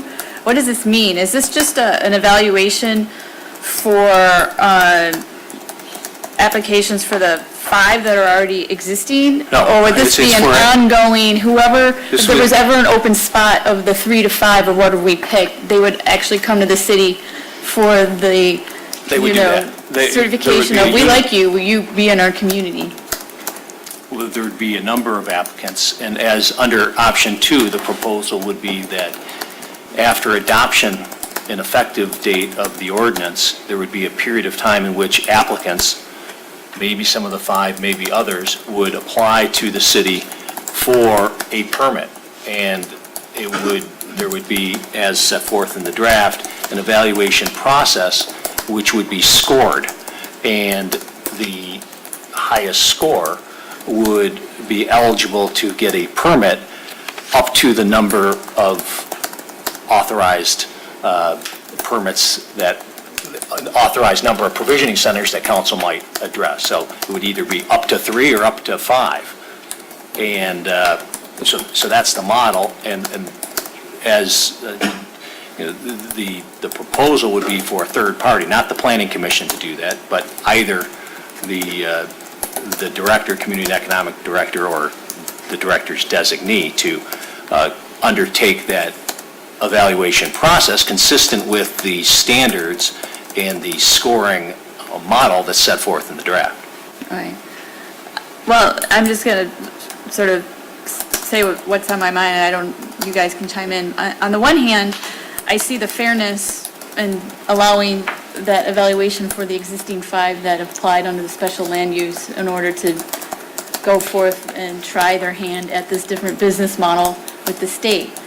On the other hand, I heard the comments tonight about market forces and let market forces, but yet they want the government to pick the winners and losers to have this stamp of approval to go to the state for their, to see more likely to get their license from the state. And so I guess, I've been going back in my mind all day. I really feel like we're in the medical marijuana Hunger Games of licenses from the state. And we are now part of this odd, very process, which we wanted them to fix this problem over the years. And now we're in this situation again of let the market forces drive this process, but no government. We want your seal of approval and evaluation and pick us first before we go to the government to get a license. Seems a little odd to me. But at the end, so I go back to the first sort of summary of the option 2 only works really for me to help the 5 people that have come to Ferndale already who want to have their hand at that licensing process, but but that would be it. Can you time box option 2 just to address the people who have already gone through our process?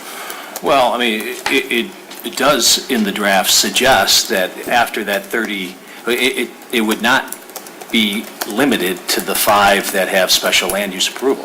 The concept is that it's open to any individual or applicant who wishes to seek a state-issued license to operate one of the 5 categories, specifically provisioning center or safety compliance facility in the city of Ferndale. So it is not limited to those special land uses. But it does provide in the evaluation process for certain consideration of that, and you heard some of the comments were that the scoring should be tilted higher for those that have some experience in the community. It is item 4 of the criteria, which allows for 10 points, and they're suggesting perhaps an adjustment of that. But there is some recognition in the evaluation process and the criteria to allow for the evaluator to assess and weigh that experience in the community.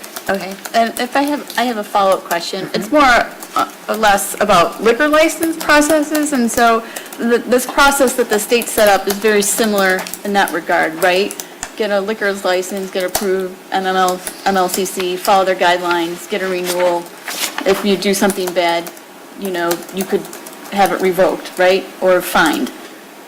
Yes, in general, yes. general, That right? was kind of a framework for the facilities licensing. Yeah, but that it doesn't really apply. Well, It's not apples to apples. There are some communities that simply have zoning provisions regarding this process. There is a draft regulatory ordinance that is before you. It's this next item, which would be a regulatory scheme that essentially is an additional layer of control, local control, as it relates to its expectations for a individual that has a permit and that also has a state-issued license.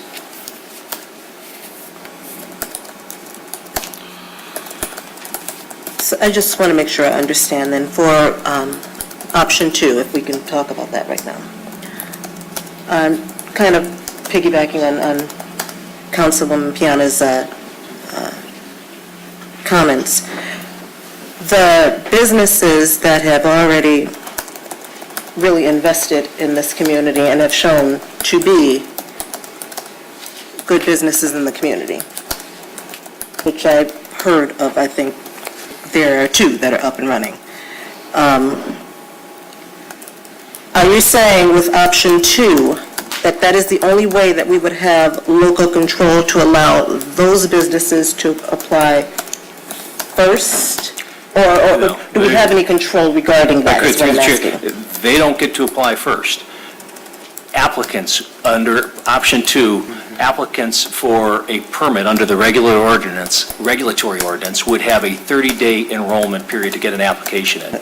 The scoring of those applications, there is a component of the scoring which allows, and I'll just read it, whether the applicant or any of its stakeholders have a record of acts detrimental to the public health, security, safety, morals, and good order or general welfare prior to the date of the application, whether the applicant or any of its stakeholders have previously operated an illegal business of any kind, whether the applicant or any of its stakeholders have experienced or been involved in the city providing marijuana to qualified patients, and whether there have been any violations. And the maximum number of scoring points in that particular category is 10 points. And so 10 of the 100, that would be a perfect score and the scoring. We have control over the scoring, and that would give them the leg up, but it's still a race for who applies first. And No, the city would, for that 30-day enrollment period, the city would not shut the door on applicants. Okay. It would evaluate them after that enrollment period,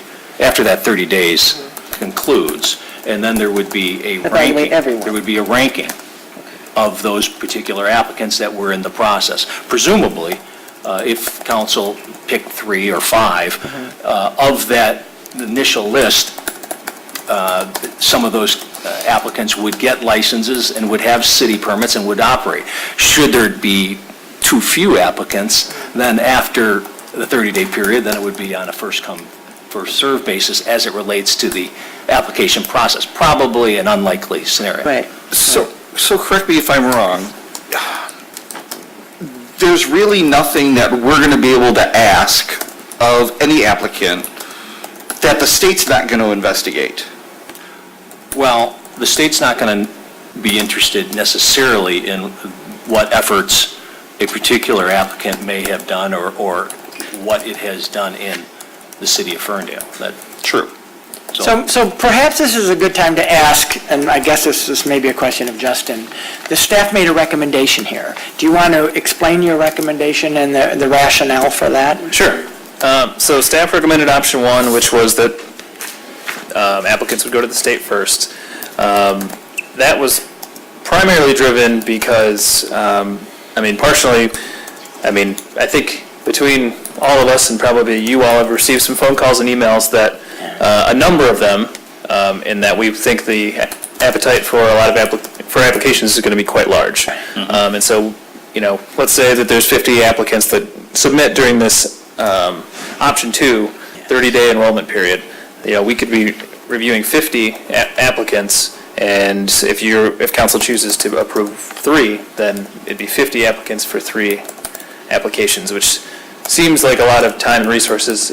We've spent quite a bit of time and resources just answering emails, phone calls, updating websites, staff reports, research, stuff like that, which, as you said, job security, we'll continue to do that whatever council decides. But with option 1, it seemed like a lot of time and resources dedicated to, with option 2, it's a lot of extra time and resources dedicated to it, where with option 1, we did propose to the Planning Commission, we gave them the state list of requirements and things that law is going to review, and said, if there's other things on this list, because we looked at it as well as staff, and if there's other things that are not on this list that you think would give us more control to have specific businesses in the city, and applicants that are more qualified, we would add them. But after looking at the list, no one had any additions to that. So I don't really see what else we would look at other than if you wanted to benefit the businesses that have went through the special land use process. But however, do you penalize some of those businesses for not opening? You shouldn't just get an automatic 10 because you went through the special land use process. If you didn't show good faith in opening, or you sat on a list of things to update on your building for 6 months or so, does that mean that you should get that 10 out of 10? I'm not so sure. And I think that no matter what point system we come up with, I think that it leaves us a little bit more open to litigation, which I would lean on city attorney for if he agrees with that. But it seems like staff would need a third-party reviewer to go through all these applications, just because of the sheer number of them and some of the other items I addressed. But. Thank you. So through the mayor, I have to ask myself, who do I serve? Is it the business or the client? Choosing option 2 forces the community to wait for those particular businesses to be approved before they can open and serve the community. Why should I make the clients who need service to wait for an existing business to meet those requirements for years? I don't think that's fair. Through the chair, I don't think that's the case here. You've got 30 days for an application process, and then you go out and get the state licensure. Once that process is done, if you're not there, you're not there. And in 6 months, we review the policy anyway and decide to amend it as we need to. I'm not saying we're tantamount to years. I'd agree with your sentiment, I just don't see how we get to years. Well, because there are other businesses that are already in the process of trying to obtain a license. But there's nobody in the process, this process today, because it doesn't exist. So if we pass In the this... Ferndale process, I'm talking about the state process. Right. But either way, they have to wait for the state process, whether it's option 1 or option 2. We're only adding 30 days plus whatever we need to process, 30 days. We're not adding any more time than that. That's not how I see it, but okay. Because they're put in a queue. With the state, they're put in a queue. Right. If they apply today, they might be 87 in the queue. Well, in the next month, 6 weeks, business number 12 could be approved. Right. But whether you're Actually, option 1 Dan, or... I'm sorry, but Greg has to, or you really... Oh, no, I don't mind engaging in the conversation. Yeah. I'm just, Except that that's not... I know, that's not our parliamentary process. procedure, so I want to just make sure you have ample time to express yourself, so, yeah, So, thank you. yeah. So through the chair. Yes. That's a problem with option 1 or option 2. You still have to get state approval. And so if you're going to be stuck in the state's queue, that's going to happen no matter what path we take, Whether you get, whether we look at it or not. We're not circumventing the state's queue with either process. Is there an option to have a scorecard in option 1? That's option 2. I'm just asking if there is. Well- But there's, It would be really through the chair, that would be, yes, there's an option to do that, but that really is what option 2 is to have the scoring at the local level. so that's the only difference here, is the scoring in option 2? Is that what I'm hearing? and staff capacity in order to deliver on the Right. amount of applications, which Right. we're anticipating a high-level number of applications, which we may not have the appropriate staff capacity to actually process, what I'm hearing, or redirecting from other priorities in their normal day-to-day job duties. If I may, through the chair. Yeah. Justin, do you have an estimate of how much time you spent originally on, let's say, just one applicant during the first round, way back when? I wish I would have kept track, honestly. Well, are we looking at 10 hours, or are we looking at 100 hours? I would say for one application, probably at least 20 hours, probably, you know? Okay, so if we had 50 applicants, we'd be looking at a half a year for one employee. I mean, and through the chair too, it's not just my time, so anytime that Absolutely. we receive like a business plan, security plan, the police department, fire department, building, and city attorney would review it. And then the public hearing notices and the staff reports that go along with that, revisions with the site plan, so I'm probably being low on my number of hours, but If I may, through the chair, we are also charging a $5,000 application fee for this, and part of the recommendation with option 2 would be to get a third party to do this evaluation. Yeah, but would $5,000 cover the cost? Easy amendment to me, Right. through the chair.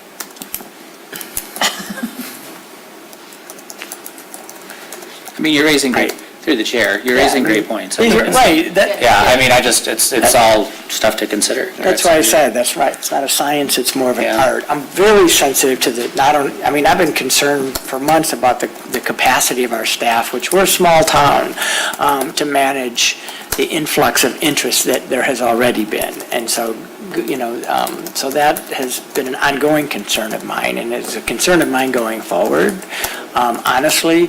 And then the second point you made is something that I also looked at, is other than bonus points for having had a special land use currently, what are the other things that we would require or ask? I don't know who else is out there. I do know the 5 that have opened, that have been granted special land use. I don't, and I sort of kind of know the couple that have opened. I don't know who else is open out there. So it's impossible for me to sit here today and say that they would be preferable over the folks out there that I don't know, because I don't know what I don't know. I do want to be clear, and I appreciate the second gentleman who cleared it up, that we were very, very clear when we granted those special land use licenses about what we were granting and what we were promising and not promising. And I appreciate the gentleman who clarified that. And that doesn't change. The special land use that we granted however many years ago remains in effect. Now, I had the same questions, really, what is the business model of that? How does that work? But that's why we were so clear about it. So I'm not saying there shouldn't be some consideration. I appreciate the people that tried to do that. But my interest is in, I think this, we've been looking for state guidance on how to do this for a long time. We've been screaming for state guidance on how to do this for a long time. Personally, I'm not interested in adding another level of Ferndale oversight on top of the rather onerous, and I think that's been well articulated, the onerous process that the state also requires. I have confidence that if you can get through that process at the state, you're probably going to be a legitimate business that will do well here. But I'm also open to, and again, we haven't talked more about the number, but we'll just say 3 for giggles, that after this 3, if we find that the state process didn't work right, it didn't produce the kinds of applicants that we were hoping for, or that these scenarios that some folks have envisioned come true, that's not to say that we couldn't at that point decide to add a local review. But at this point, I guess I fall in the favor of the staff recommendation of trying it with the state licenses at 3. That's where I fall, although I'm open on the number. So for purposes of consideration, yes, I'd like to make a motion that City Council approve the amendment to Article 8, Use Regulation Section 24-165, Medical Marijuana Facilities, reflecting 3 provisioning centers after a public hearing on May 14th, 2018, as summarized with the following findings as listed in the packet. Support. So it's moved by Martin and supported by Polika. And this is the amendment that addresses the number. Right. Just the number. Yeah. So, discussion, comments or questions by council. I would also mention, and I appreciate the gentleman, wait a minute, I got his name here somewhere. Oh, Justin Danaskis. I don't know if you're still here, Mr. Danaskis. There you are. So you confused me by something, though, because you said that the number per population has been sort of established. And I thought I heard you say something like 1 per every 5,000 to 7,000 people. Well, 3 would cover Ferndale now. And even if at the 7,000, and even at the 5, it would be 4. So I was a little confused by why you were articulating 5 when you were saying that and I know, again, this is good. They all have to get around, every community does it, so not everyone's doing it. Berkeley, up down the street, Royal Oak, it's in every community does it. In other words, we'll draw their folks, and that would increase the population. Understood. Thank you. I appreciate that. Other comments, questions, thoughts? Through the chair, I think the 3 provisioning centers is the safe move, given what is unknown again, considering what could happen in November. But I am a proponent of at least 4. We have gone up, our threshold has been 5, and I'm willing to consider that and be a little less safe from the 3. Since we have all felt a comfort level to some degree over the last 5 years of 5. I concur and would prefer it be 5 as well, but I'm sensitive to the outlook of my colleagues, and I'm willing to try 3 with the full expectation that in 6 months we're going to be talking about 2 more. Well, I'm glad that, if I may through the chair, I'm glad that you said that, because I did want a clarification that in 6 months, we can always revisit that to add more, so. Right. The number didn't. Which is my expectation. It's my And again, expectation, if council's strong desires to add more tonight, I would not be opposed, but it is my expectation that in short order, and around 6 months, again, is the time when we're going to find out a lot more about recreational, so that might help inform that discussion as well, but, Correct. We could take the middle ground and go 4, but, that's hair splitting at that point. But, I think, again, we've always come back to revisiting. I think we revisit this every year. It's my favorite. So, I think, do with the 3 and see what happens after November. But I'm also really considerate of our staff and our capacity. This has been something that we've been talking about specifically at council. Over the past years, we do strategic planning and looking at how to support services not only for our businesses and residents, and but making sure we don't overtax the people that we have. So. further comments or questions on the motion?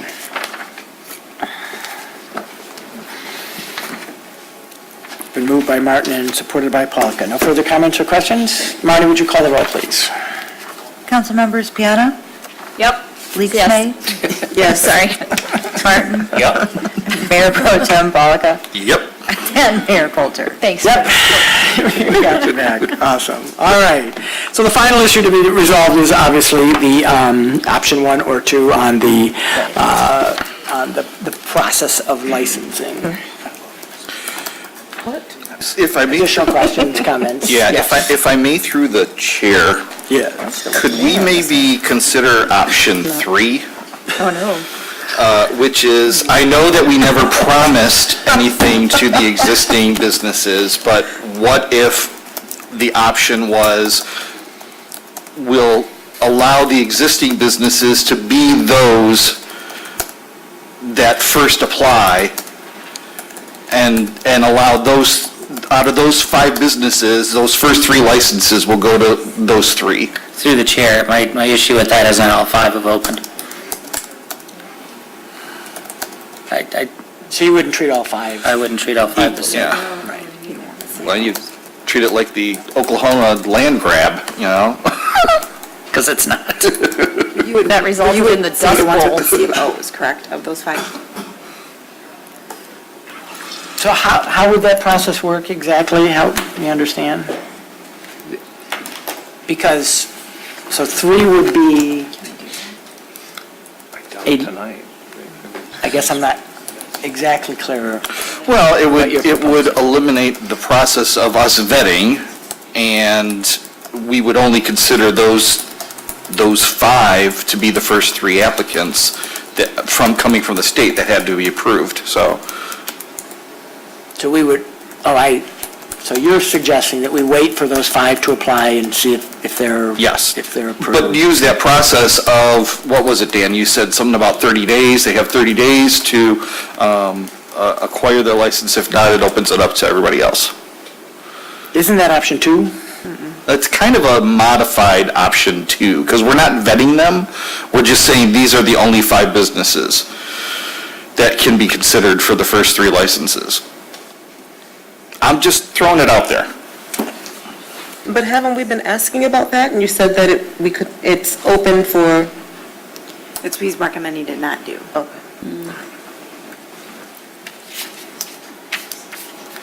Okay. Through the chair, I really appreciate you trying to come up with another solution here at the dais to solve some of these challenges. But I am in favor of going for the highly vetted options, 1 or 2, at this point, to try, because to me, doing option 3 hasn't truly vetted by staff what you're proposing, and that would mean, I think we would table it, and I am not in favor of tabling tonight. I think it's important that we put the stake in the ground and move forth together with the people who have already invested, and let them go apply with the state process. I can appreciate that.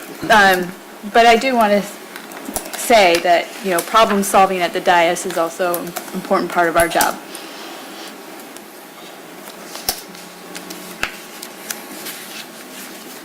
Other comments, thoughts?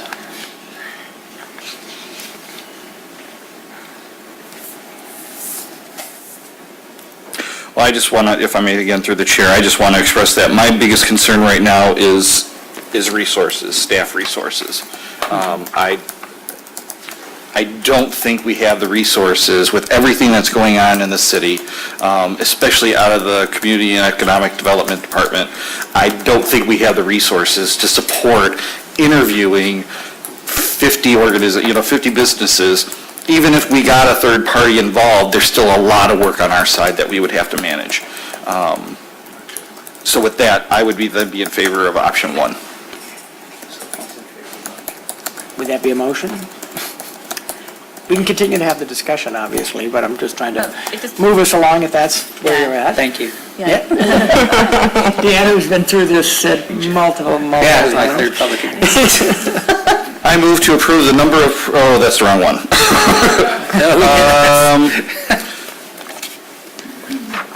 Which one am I looking at then? The last final one. Right hand. It's called regulatory. I move to approve the licensing process, which requires state approval first, as listed in the packet.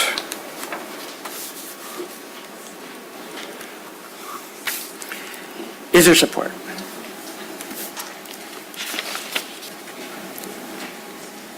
And that was option 1 that you were approving? Yes. Yeah. State approval first, not city approval. Is there support? I can appreciate all the comments that you made, Mayor, about how whomever goes through this process, we will be knowing that it's a fully, legit and great running operation. So I will support Council Mayor Pro Tem Polika's motion. So it's been moved by Pollock and supported by Leaks May. Now, further discussion, comments? I just want to say, I think this is a tricky vote for council, considering it might seem pretty obvious if you're a business owner, which one we should do, and pretty obvious for others. And I think the risk for option 1 for council is that, again, the comments were made is that we don't get to have a say at all who comes into our community.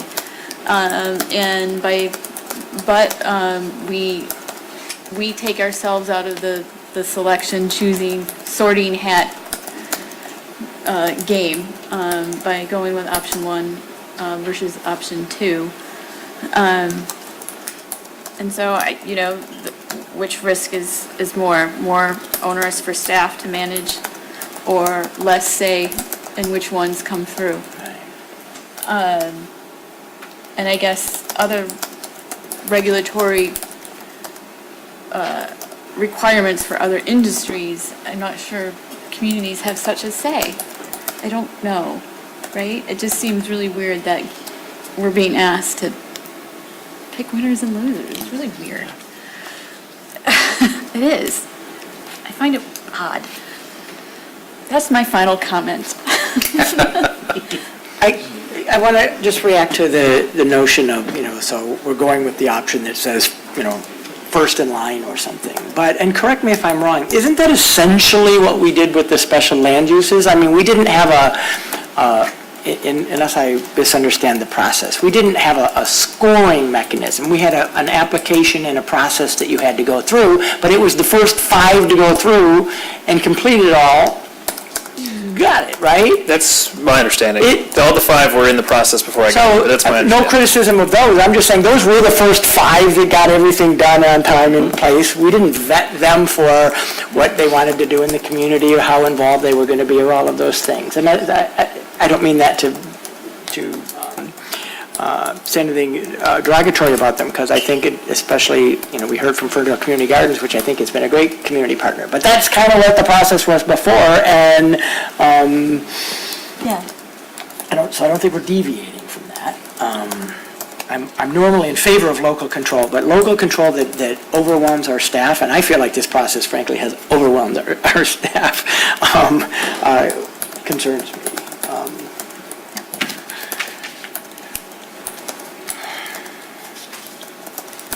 Other comments or questions? No? Marnie, would you call the roll, please? Councilmember Leaksmith? Yes. Martin? No. Mayor Pro Tem Polika? Yes. Councilmember Piana? No. And Mayor Coulter? Yes. Thank you. That item is adopted. That concludes the public hearing and the motions. Next item of business, let me find my agenda, would be the consent agenda. Consent agenda are items that council considers routine and enacts in one motion unless council pulls something from the consent agenda. Let me read that now. Item A is the approval of the regular meeting minutes and council workshop of April 23rd and May 7th. Item B is the adoption of the proclamation of May 15th as Peace Officers Memorial Day and week of May 13th as Police Week. Adoption of a proclamation for May 24th as National Poppy Day. Item D is the adoption of a proclamation proclaiming June as Gay Pride Month. Item E is the adoption of a proclamation proclaiming June 3rd to the 9th as National Garden Week in the city of Ferndale. Item F is a proclamation proclaiming June 2nd as Gun Violence Awareness Day. Item G is the approval of a special event permit for the 9th Annual Pig and Whiskey held on July 13th, 14th, and 15th. Item H is the approval of a special event permit for the National Mead Day celebration on August the 4th. Item I is the approval of the 2018 street and lot closure schedule for the 24th Annual Ferndale Dream Cruise. Item J is the approval of the 2018 Ford Motor Company Ferndale Dream Cruise sponsorship agreement and authorization for the mayor to sign the agreement. Item K is the approval of the 2018 Rock and Live Entertainment Performance Agreements for the 24th Annual Ferndale Dream Cruise. Item L is the approval of Good Neighbors Garden Agreement. Item M is the approval of a contract with Hamilton, Anderson, and Fusco, Schaefer, and Pappas as submitted by the city manager. Item N is the approval of the communication specialist position as submitted by the city manager. Item O is the approval of the GIS tech position as submitted by the assistant city manager. Item P is the approval to accept Oakland County Award 2018 Pilot Local Road Improvement Program for Farrow Street as submitted by the city manager. Item Q is the approval of an ordinance text amendment hybrid high mileage parking permits. Item R is the approval of an ordinance text amendment prepaid parking permits. Item S is the approval of an amendment to alarm permits and false alarm ordinance. Item T is the approval of the gun buyback program as part of Clean the Ferndale Up on May 19th. And finally, TU would be approval of the bills and payroll as submitted by the city manager's office, subject to review by the council finance committee. What is council's pleasure on the consent agenda this evening? Yes. Mayor, I would like to pull 6J to the regular agenda for reasons I will explain at that time. Okay, so J, we'll move down to the regular agenda. Item D. I had a couple of questions, no reason to pull, but I just had some questions for clarification. Okay. On the, where is it? Minor S, alarm ordinance update from the interim police chief, if he's here. Yes. Just a question. Come on up, sir, so the folks at home can hear you.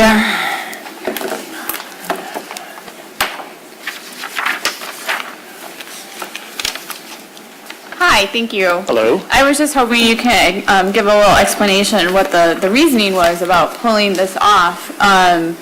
And I'm not on the ordinance review committee, so I just wanted to know the understanding of why we're removing it. I actually think it's a good idea because I know that a lot of alarms go off and people were getting tickets for false alarms and whatnot. And so I was just wondering if that was the reasoning. If I could, through the chair, I might be able to help the chief. The thought on this, which goes back several months, was to eliminate the application process for the permit. Alarms going off, there still would be a provision for false alarms that would be, still constitutes a violation, but the application to have an alarm and the associated processing fee, that's what's proposed to be eliminated. Oh, okay, when most businesses have alarms now, why would you? Right. Okay, got it. Got it. Thank you for answering that question. Awesome job. Knocking it out of the ballpark, man. All right. Chris, did you want to address us? I did, yes, please. All right. Chris Johnston, I'm one of the organizers of Pig and Whiskey. Yes. We would like to have our event on Sunday. We would request that our music be able to go until 10 o'clock on Sunday night, the way it has always been. Typically, the event ends at a certain time. It ends at midnight on Friday, midnight on Saturday, and then 11 on Sunday. And what we've done up until this time is the music has to end an hour before that. And it was changed this year for Pig and Whiskey, and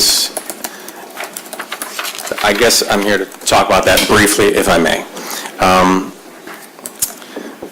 I think that we want to try to make everybody happy, as many people as happy as we can, so this is us kind of doing that.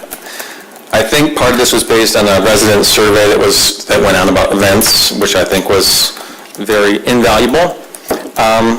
But I think that it was kind of, because it didn't address events in particular, there were some things that might not be able to be fully discovered in that process. I know there were some concerns about noise, but without knowing what events someone was talking about, it could be cars at the Dream Cruise that somebody didn't like. You know, so it might not be music on Sunday night.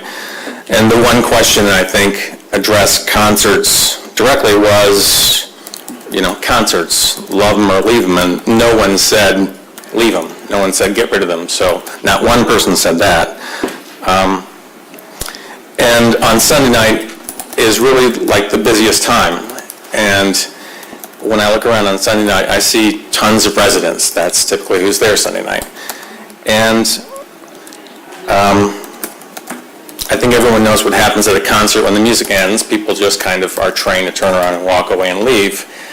And, you know, this is not a charity event. It benefits a lot of charities, but it's a business. And, you know, we have tons of expenses, and one of the biggest ones is the stage. Well, the biggest one is the entertainment. The second biggest one was a stage. This year it's going to be probably the city fees have gone from $8,000 to now proposed, I think, $32,000. So, you know, we and our volunteers and the charity groups that pour and are part of the event really count on every hour to make the event successful. And we can have rain on Friday and Saturday, and Sunday night is really the only night that we have to make things good. So I think it's super important to us.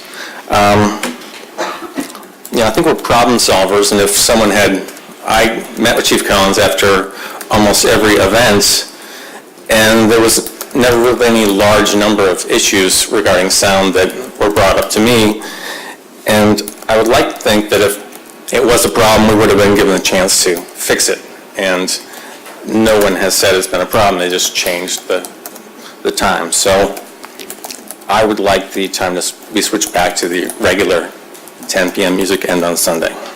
That's all. Thank you, sir.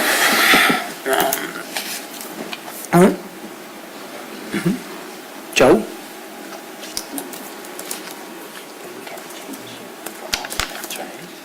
If I may, City Council, I just wanted to provide a little bit of pretext for the audience and council. We did, the City Manager's Office did issue a survey to residents and businesses towards the end of the year in 2017 as part of our initial effort to collect some feedback on the special events. We wanted to look at some initial policy changes we could administratively make to start improving on some of the special events. This year, while we were going to make efforts towards more larger policy improvements next year with the input of special events collected this summer. One of those changes was just reducing the allowance for concerts just on Sunday evenings, and capping at 9 o'clock. And that policy recommendation came from feedback from the residents and businesses from the survey. But I would also add that we've been hearing kind of that ask anecdotally from phone calls to City Hall for several years. So this goes beyond just the surveys. I feel pretty confident that this is a request from the residents. And so we've just made that recommendation. As for the fee schedule, we haven't made any adjustments in our fees, so the fees for special events this year are consistent with special events last year. So the city hasn't made any adjustments in our approach to special event fees. Thank you. I was going to ask you about that. Appreciate that.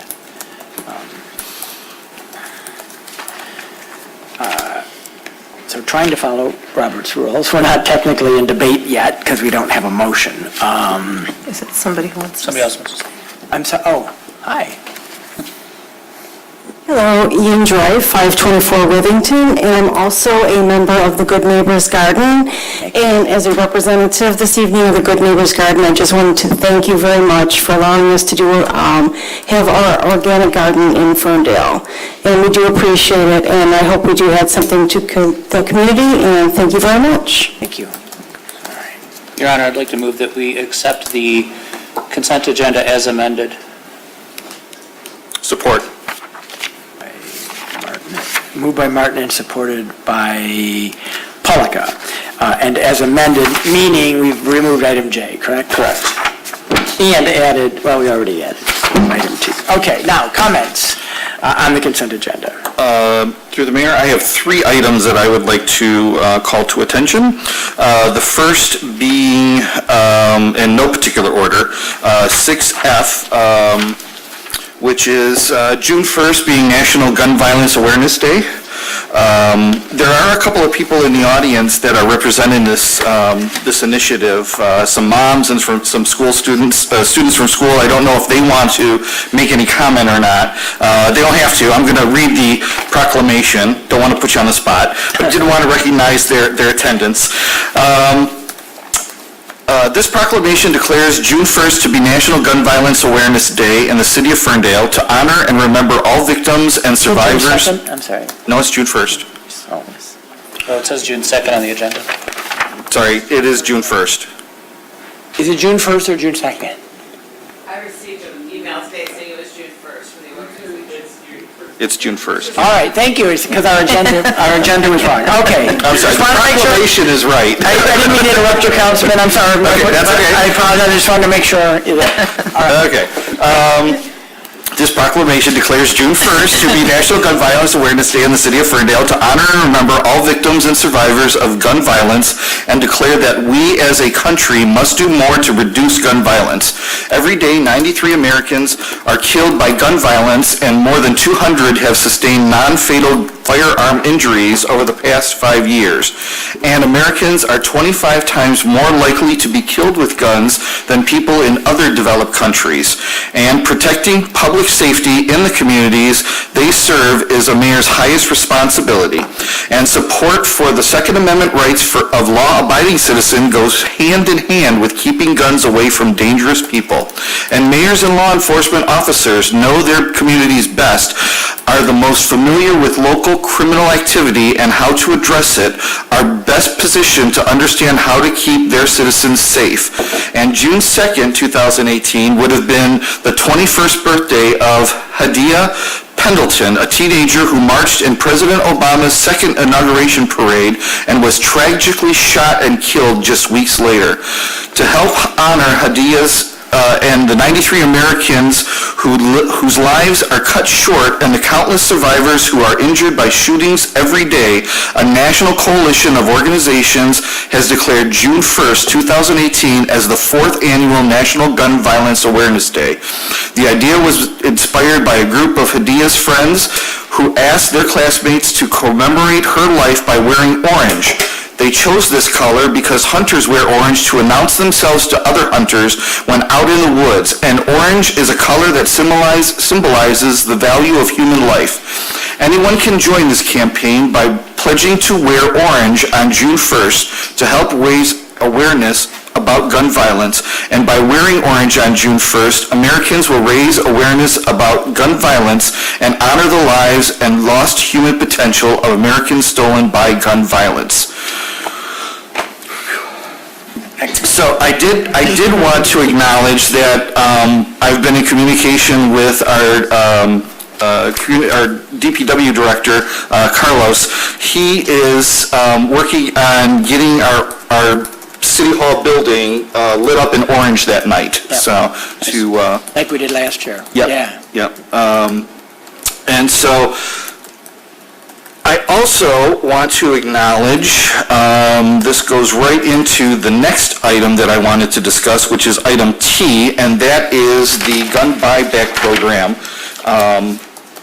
About a month ago, I approached Captain Palazzolo about initiating this program to reduce the number of guns in our community by buying them back for a nominal fee, to reduce the opportunity for guns to enter our schools.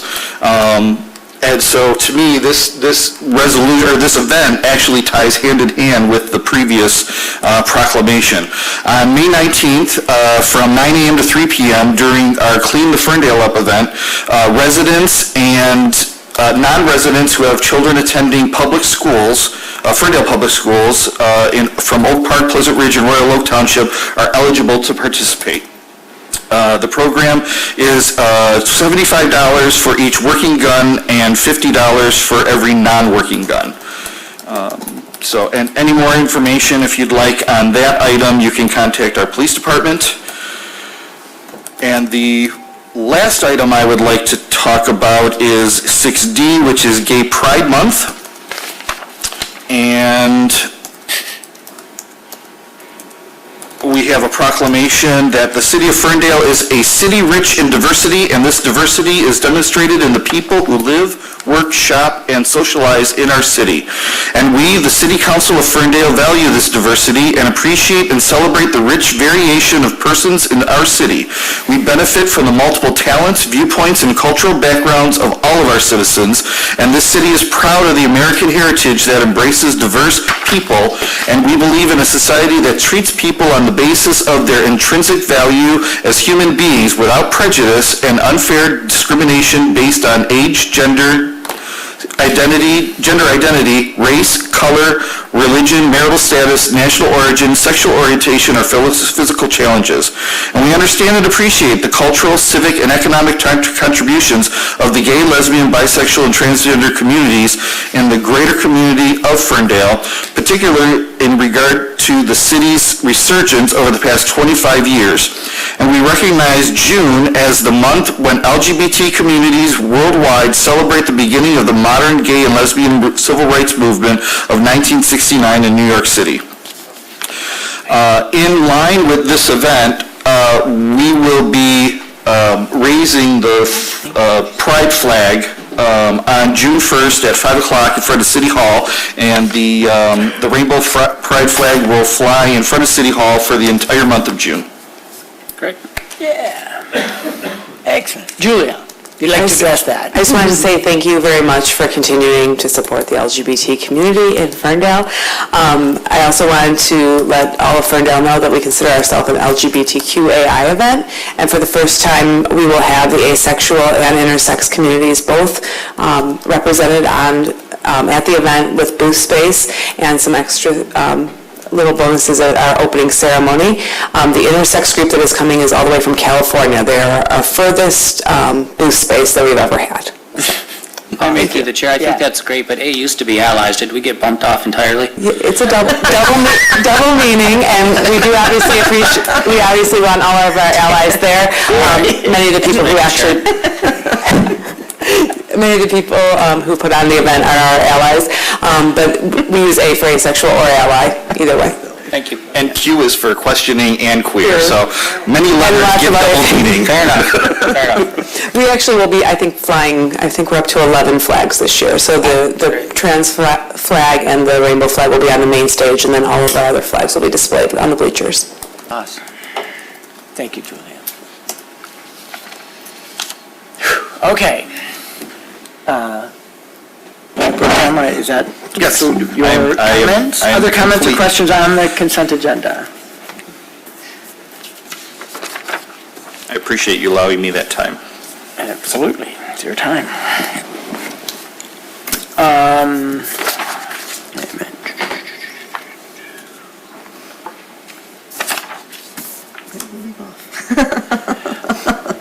Well, so I do want to address Chris Johnston's comments, which is on the agenda, and I apologize that we haven't had this discussion earlier than this evening. The process issue of doing what you would request is that we would literally have to redo all of the special events permits, I suppose, because we wouldn't be able to do that on a one-off. But whether we could get around that or not, I'm not sure. But I do want to just address the issue. As Joe mentioned, we do get comments about Sunday evening in particular that we don't get on Friday and Saturday. And I think it's just because it bumps up against the start of what is for some people the regular work week. So we do tend to get a spike in comments that day.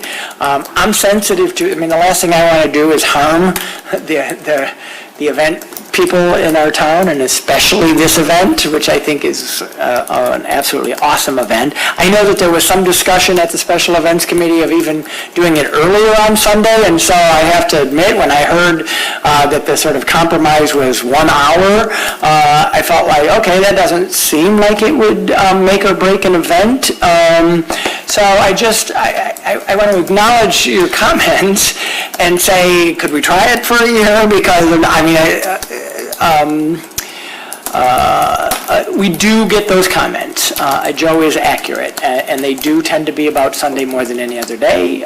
It feels like Sundays over the years has crept longer and longer. I think, although I don't know that we've officially changed the time, but I think unofficially events have just crept longer on Sundays, and that does seem to be the day that we get. And so I'm not trying to minimize your concern. But it's an hour, and and it was an attempt to try to, we often, as Councilwoman Piana said earlier, try to reach middle ground and see if there aren't compromises that could be made that make everyone happy, and I guess that's my 2 cents on what you're. Sure, and I get all that, but this is the first that we heard about it, and what about changing programming? So our times have never changed, and the police are there and they tell us it's done, and, within 2 minutes, 5 minutes, it's done. It doesn't creep. This is the first you've heard about the time changes? You've been through the application. In the application process this year. Oh, this year. And Okay, yeah. I was asked I kept asking, well, when can I address this? And this is my chance to address this and say, how come, I think putting on an event is a privilege in Ferndale, and we respect that privilege. And it seems to me that before you take something away, you explain why, and especially with an event that's been going on or something that's been going on, they get a chance to rectify it, and I don't think we're getting that chance.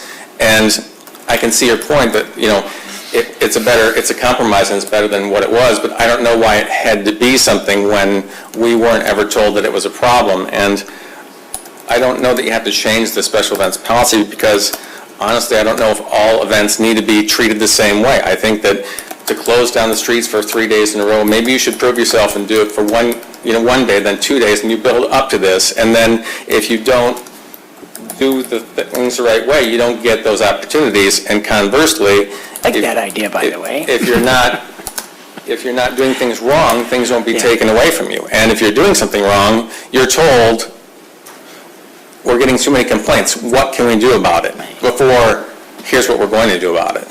And to your point, an hour, it's huge. And not only is it, like I said, it's people I think will just turn away and go, well, it's over, and it does make a difference. And I'm speaking for myself as well as all the vendors and other groups that are involved in this event. It's a big deal. And obviously every night is our it's the busiest time.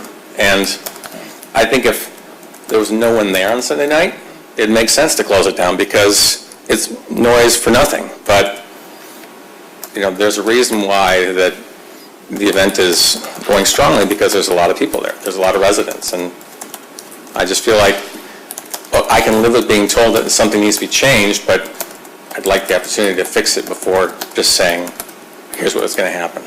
I appreciate that. Thank you. May I ask a question? Of course. Okay. You mentioned that you would like the opportunity to change. Can you provide an idea of what you think you could change to reduce that period of time, the noise, or, if residents are complaining about the noise during that, that last hour, I'm just curious to know what you could do to eliminate that complaint. I guess I need to know, the last hour normally doesn't have music, so it's probably the hour before that they're complaining about. The last hour of music. Last hour of music. Yeah. We could program something so it's not abusive music as the last band of the night. We could have the noise decrease to a certain level, but with this, it's like all or nothing. And if there's someone on that stage, they have to get off at 9 o'clock. And if we're allowed to have some sort of music that is softer, whatever, people would still be there enjoying the music. It could be the Boston Pops, and it would still be happening. And people might sleep to that, I don't know. But, we'd be willing to try whatever we could do to make it work. Kind of don't equate Boston Pops and Peak of Whiskey. I don't even know if they're still around. Arthur Fiedler's still with them or not, I'm sure. Point is very well taken, so I appreciate that. Appreciate it. Yeah, thank you. All right. Council, any other, well, actually, we don't even have oh, yes, we do. We have Martin and Pollock, I'm sorry. Any other comments or questions on the consent agenda? Martin, would you call the roll, please? Councilmembers Martin? Yes. Mayor Pro Tem Polika? Yes.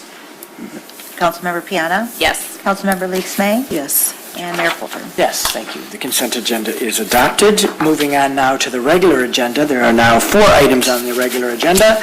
The first is a consideration of an appointment of Donald Johnson to the Ferndale Housing Commission for a term expiring 5/1/2023.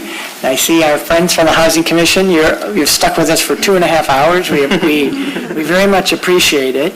By the way, I think someone had a birthday last week, right? Would that be you? I'm not mentioning any numbers, but Heather, happy birthday. Thank you. Very much. We all wish you a very happy birthday. Thank you so and much. another successful year at the Housing Commission. Looking forward to it. And do you want to introduce this I do. fine young man? We are thrilled to have on your agenda this evening the appointment of Donald Johnson to round out our commission. We will have a full commission should this appointment go through. He fills Ann Heller's very large shoes. Very big shoes.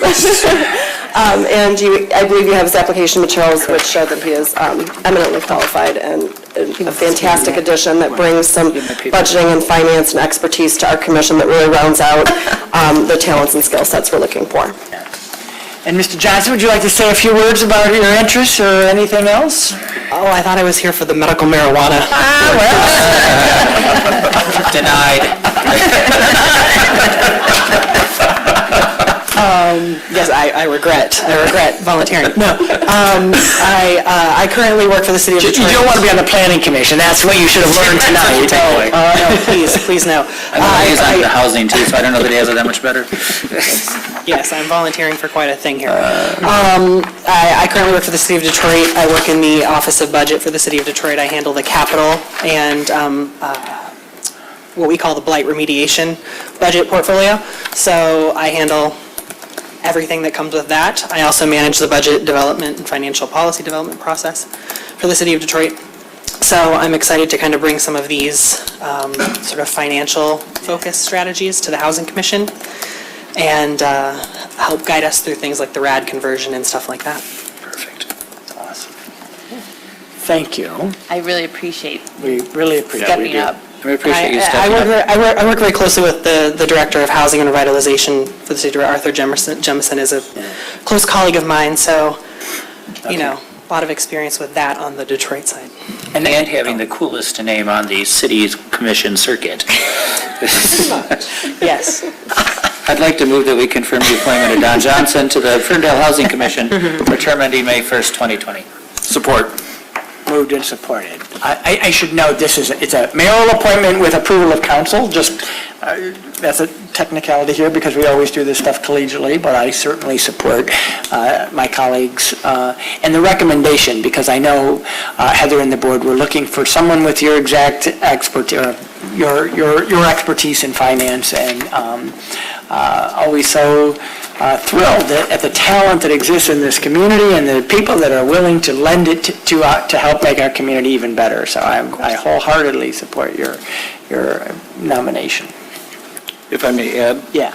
Donnie is no stranger to volunteering in the community. He has worked on a number of things, but one very important one is he is one of our elected inspectors working at the polls, and was also on the special commission that Election Task Force. the last election task force that Checked me in. Clerk McGrath created. So, excellent. Thank you. We need a motion? We need a motion. I did move. yes, and I seconded it. Oh, I guess we need a vote. Moved by Martin and supported by Polika, was it? Yes. Okay, thank you. It's getting late. I You're getting apologize. punchy. Yeah, right. Any other final comments or questions? All right, Marty, would you call the roll, please? Mayor Pro Tem Polika. Yes. Councilmember Piana. Yes. Leaks May. Yes. Martin. Yes. And Mayor Coulter. Yes, thank you. The nomination is adopted. Thank you, sir. Appreciate it. Item B is the consideration of the Ferndale Police Department assessment as submitted by the city manager. Good evening, council. Just to piggyback on some of the statements that I made at the last council meeting, that both Chief Palazzolo and I have been meeting with multiple organizations to help address some of the concerns that have come up within the department over the last year. One of the key components of that was doing what we kind of called an assessment or a check, if you will, of some of our policies, procedures, policing and modern day technology with media and things of that nature, and just to kind of take a look at what are some things that we can do to look at the police department. We've been actually really pleased with some of the responses that we received. Chief Palazzolo had reached out to some of his cohorts that he had when he went to the FBI Academy, as well as did some searching and found actually this is a very common assessment that many departments do. So with that, I actually brought forward quite a few companies that were reputable with good recommendations and things of that nature. When we met with all of them, out of the four, they were the two that we liked the most was KRW Associates and Police Executive Research Forum. I just so happened those were the two lowest bidders as well. But in general, we felt those two companies, I thought felt the need would meet the need that we had within the department, but that Chief and I both felt very comfortable with. And then once we received all of the quotes, we met again with KRW and Associates just to ensure that that they could meet our goals and that we were comfortable with them. And so at this time, we are recommending KRW and Associates. And again, their component that they'll be doing is really taking a look at our policies, procedures, looking at our internal affairs, looking at the complaint system that a resident or an individual would have, as well as what I like Chief refers to as blind spots, things that maybe he hasn't even thought of that we can address right now. So we're very excited about that. They have a decent timeline. They said they can start immediately and should have a report ready for us by the end of September, as well as we did talk to them about if there's, separate pockets of having some of those conversations, before September so that we can implement as we start to learn those things. So I think just in general, we're very pleased with this company to be able to come in and do what we need to do in a timely manner, but still with the outcome that we have. The recommendation as well is to split the costs of the $37.5, half between drug forfeiture and half with general fund. And that Chief Palazzolo and I will continue to make that a priority for the department. But we're very excited about this company and what they can bring to the table. Great. Great. Questions or a motion? I move to approve KRW Associates to facilitate an assessment of the police department and authorize the city manager to sign any documents or contracts related to this project or for funds to be and for funds to be expended from the City Manager's Department 101.172.885.000 for the amount not to exceed $37,500 and to transfer $18,750 from drug forfeiture to offset general fund costs. Support, or go ahead. Moved by Polika. What was happening with the support there? Okay, with Leaks May as the support. All right. Now, discussion, comments, questions, concern. Through the chair, I have two questions. I think it's probably wrapped into the bullet points of services that will be provided as part of this review process, but I don't see it explicitly stated, but somehow addressing the flow of communications. I guess it would probably stem from policies and procedures, and I always go back to ISO certification. You can have your policies documented, but doesn't mean that they're good ones, right? Right? Been there. So I just want to make sure that some of our challenges has been communications as part of just understanding it and flow, and I just want to make sure that that's covered as part of the evaluation process. Just to clarify, communications, is it between the department and the city manager's office, or with city council, or just to expand on that? Yes, all of it. Okay. I'm sure that will go into procedure, but we'll double check. Yeah. Thank you. And then how do you anticipate involving city council? I see in here that it's part of focus groups, but is there a sort of a subcommittee that you're planning on doing, or is that not something that we need to do for this one? I think we'll let them lead that conversation, but most of the important point for council is to provide that feedback as a stakeholder. You guys will be a major stakeholder. And then obviously, once we have the report, there may be an opportunity at that point if it's making sure that it met our needs and it's doing what we need to do. I think that's where we come in. But I think for the most part, it's going to be, you're going to be a key survey stakeholder, if you will, to ensure that expectation management is there. And that will be, like I said, you guys will be a key component for that. Okay. Good question. Other comments or questions?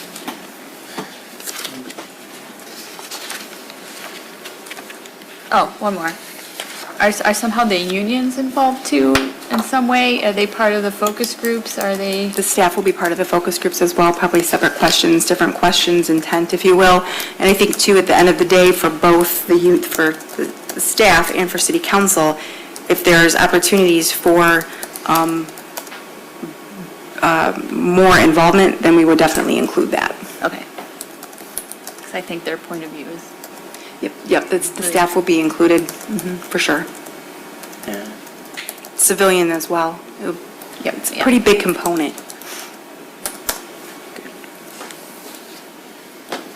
Anyone else? All right, Marnie, would you call the roll, please? Councilmember Piana? Yes. Leaks May? Yes. Martin? Yes. Mayor Pro Tem Polika? Yes. And Mayor Coulter? Yes, thank you. Item C is a consideration of the 2018 Water Main Improvement Project as submitted by our interim DPW Director, Carlos Kennedy. Good evening, sir. Good evening, how are you? Good. During the 2016-17 budget process, funding was approved to replace sections of water main. These projects were also included in the city's capital improvement plan. 7 bids were received May 3rd, 2018 for the 2018 Water Main Improvement Program.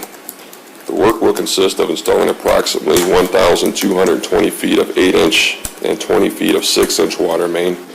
The improvement projects will take place in Martin Road Park, running parallel with Martin Road from Woodward Heights to Orchard, Garfield Street between Hilton and Chester, and Pilgrim from East 9 Mile to Orchard. In addition, Pilgrim will also be resurfaced as part of this project, with the City of Hazel Park reimbursing the City of Ferndale for the cost to resurface their half of the pavement. An intergovernmental agreement will be prepared for reimbursement of those costs and submitted to City Council for approval. The low bid at $1,249,270.21 was submitted by the Ponyo Contracting Incorporated of 51173 Simmons Drive, Shelby Township, Michigan. The expense will be charged to water and sewer capital account number 592000977. Thanks. Happy to All right. answer any questions you might have. Anyone have questions for Carlos?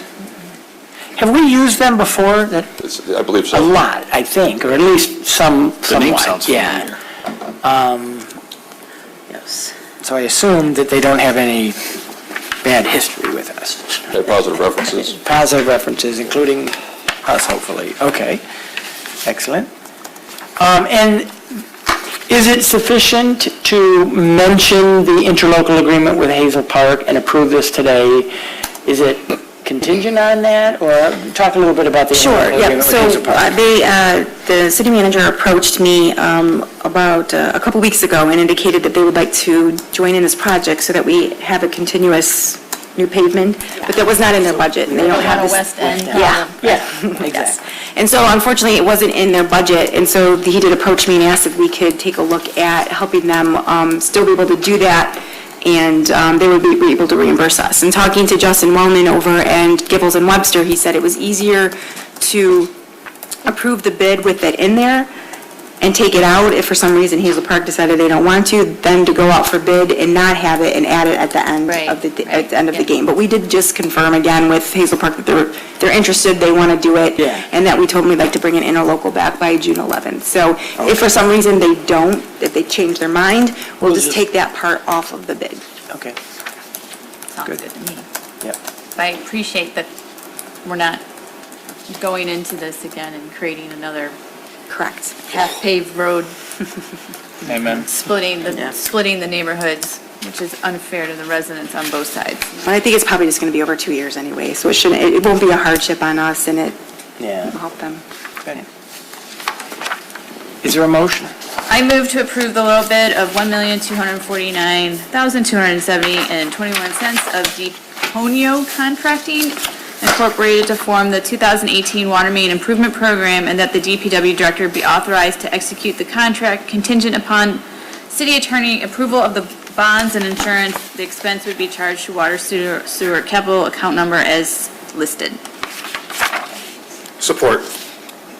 Moved by Piana and supported by Polika. Now, any final discussions, questions, comments? All right, Marnie, would you call the roll, please? Councilmembers Leaks May, Yes. Martin, Yes. Mayor Pro Tem Polika, Yes. Councilmember Piana, Yes. and Mayor Coulter. Yes, thank you. That item is adopted. Thank you, Carlos. The new item D is former item J on the consent agenda, which is the approval of the 2018 Ford Motor Company Ferndale Dream Cruise sponsorship agreement and an authorization for the mayor to sign said agreement. And Mayor Pro Tem Polika, you pull that item into the regular agenda. Yes, the reason that I pulled it is that I am an employee of Ford Motor Company and therefore cannot vote on this matter because it financially affects my company. So I am pulling myself, I am abstaining from this vote. Very good. And I didn't want to abstain on the whole consent agenda, so. Done consistently every year. Yes. So, thank you, appreciate that. Is there a motion? What number was it? I'll move that we accept the Ferndale Dream Cruise sponsorship agreement and authorize the mayor to sign the agreement as submitted by the special events director. I support. Moved by Martin and supported by Piana. All right, any discussion? Hearing none, Marnie, would you call the roll? Councilmember Martin, Yes. Councilmember Piana, Yes. Councilmember Leaks May, Yes. and Mayor Coulter. Yes, thank you. That item is adopted. Appreciate it. That concludes our regular agenda for this evening. Now, next item of business is call to council. Chief Palazzolo, anything for the good of the community this evening?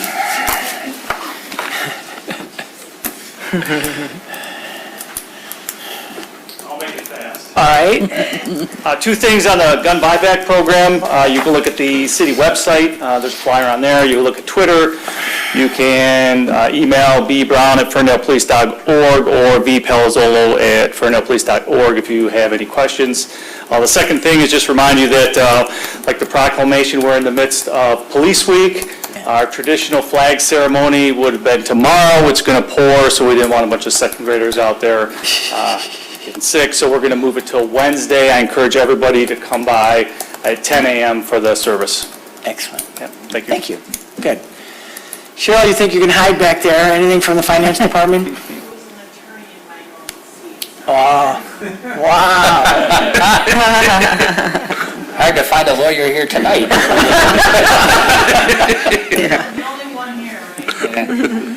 Chief Sullivan, anything from the fire department for the good of the community this evening? That's funny, I didn't even think about that, yeah. Yes, Your Honor, Council, we're going to get the band back together. We're going to have a social for the CERT group on Saturday at 15:30 hours for civilians. That's 3:30 p.m. And anybody that's been previously in the CERT, we get you back and get you on schedule. And anybody who would like to join or is interested to see what it's about may show up at fire headquarters at around 3:30 p.m. And we will give you the gambit of what we do with the CERT team. I also have an announcement that because it's so much work on my end, that I'm signing Mona Marcabani, paramedic firefighter, and Peter Michalak, paramedic firefighter, as my assistants, and they will be the team leaders, if you will. Oh. Thank you. Excellent. Thank you, Chief. I want to make sure I'm not forgetting. Okay, Jordan, anything else from Community and Economic Development? No, sir, thank you. All right. Dan, anything from HR this evening? All right. Joe, anything from the Assistant City Manager's Office this evening? No. Kara, anything from Communications and Community Engagement this evening? All right. Carlos, anything else from the DPW Department? No. Parking, how about parking? Nothing. Special events? Michael has something. And Maureen is gone, right? I'm not just missing her. No, she had to go get the... Almost feel like I'm on The Price is Right. Oh, that's right.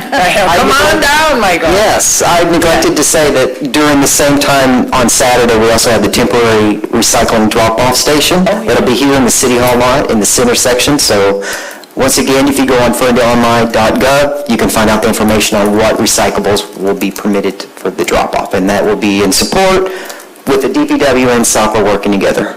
Thank you.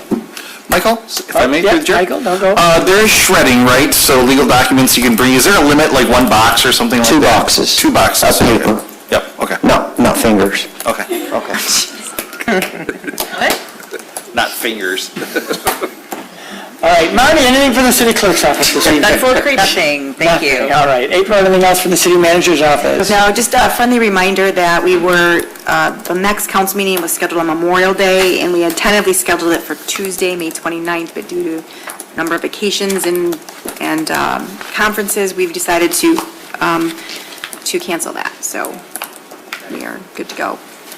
Very good. Dan? Nothing tonight, Mayor. All right. Councilman Martin? Just when you thought the planning commission was done, this Wednesday at 6:30, there is a public discussion with regards to the property at the Drayton Avenue Presbyterian. So we are not taking action or a vote on that, but it's just the developer coming forward and having a preliminary discussion with planning commission onto what they're thinking about and getting feedback. So if you are at all interested in the development of that property, please come on down to City Hall. Yep, here. Okay, 6:30. Wednesday evening, here. Yep, very good. Thank you. Councilwoman Leaks May? Nothing tonight. Nothing this evening. All right, Mayor Pro Tem Polika? Did you get Martin? She started. Oh. Yeah. I just have one thing. My monthly What's Happening in Ferndale, or What's Happening Ferndale, is going to be Tuesday, May 22nd at 5 o'clock at One-Eyed Betty's. Excellent. Thank you. I'll be there from 5 to 6. Cool. Councilwoman Piana? Yeah, just one item. Last year, around 4th of July, got a lot of complaints about fireworks. And people wanted city councils across the state to actually limit their ability of when and how often they go off. Well, yeah. Something changed this week that everybody should start monitoring. That new firework legislation was introduced in the House to reduce the number of allowable days and time to use fireworks. Basically, giving local control back to local government. But it was introduced, doesn't mean it will be passed, but this is time for residents to call their state reps And on House Bill 5939, which reduces the number of allowable days and time to use fireworks. It also, other couple House bills is, they're odd, but, you know, categorizing sky lanterns as low-impact fireworks, and that free-floating luminary devices will be regulated in some way. Fire chief is nodding his head. Should we weigh in support of that, chief? They are dangerous. And then another one is place the ban of consumer fireworks related to dangerous weather conditions. You know, like maybe if you have dry conditions. Yeah, like violence. So those things are in play, and I know a lot of our residents would like to see some changes, and so call your state rep, Robert Wittenberg. He's ready to take your call, text, Facebook. He's approachable in so many ways. Yes. So thank you. That's it. Excellent. And I don't have anything further this evening, so with that, our meeting is adjourned.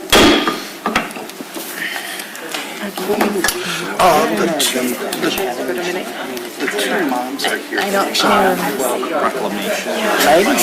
I just, so, what I did with the sign and everything earlier, so if they want to take that, look who presented to them. Christy Pagan is progressive. All these people here. I'm just like doula.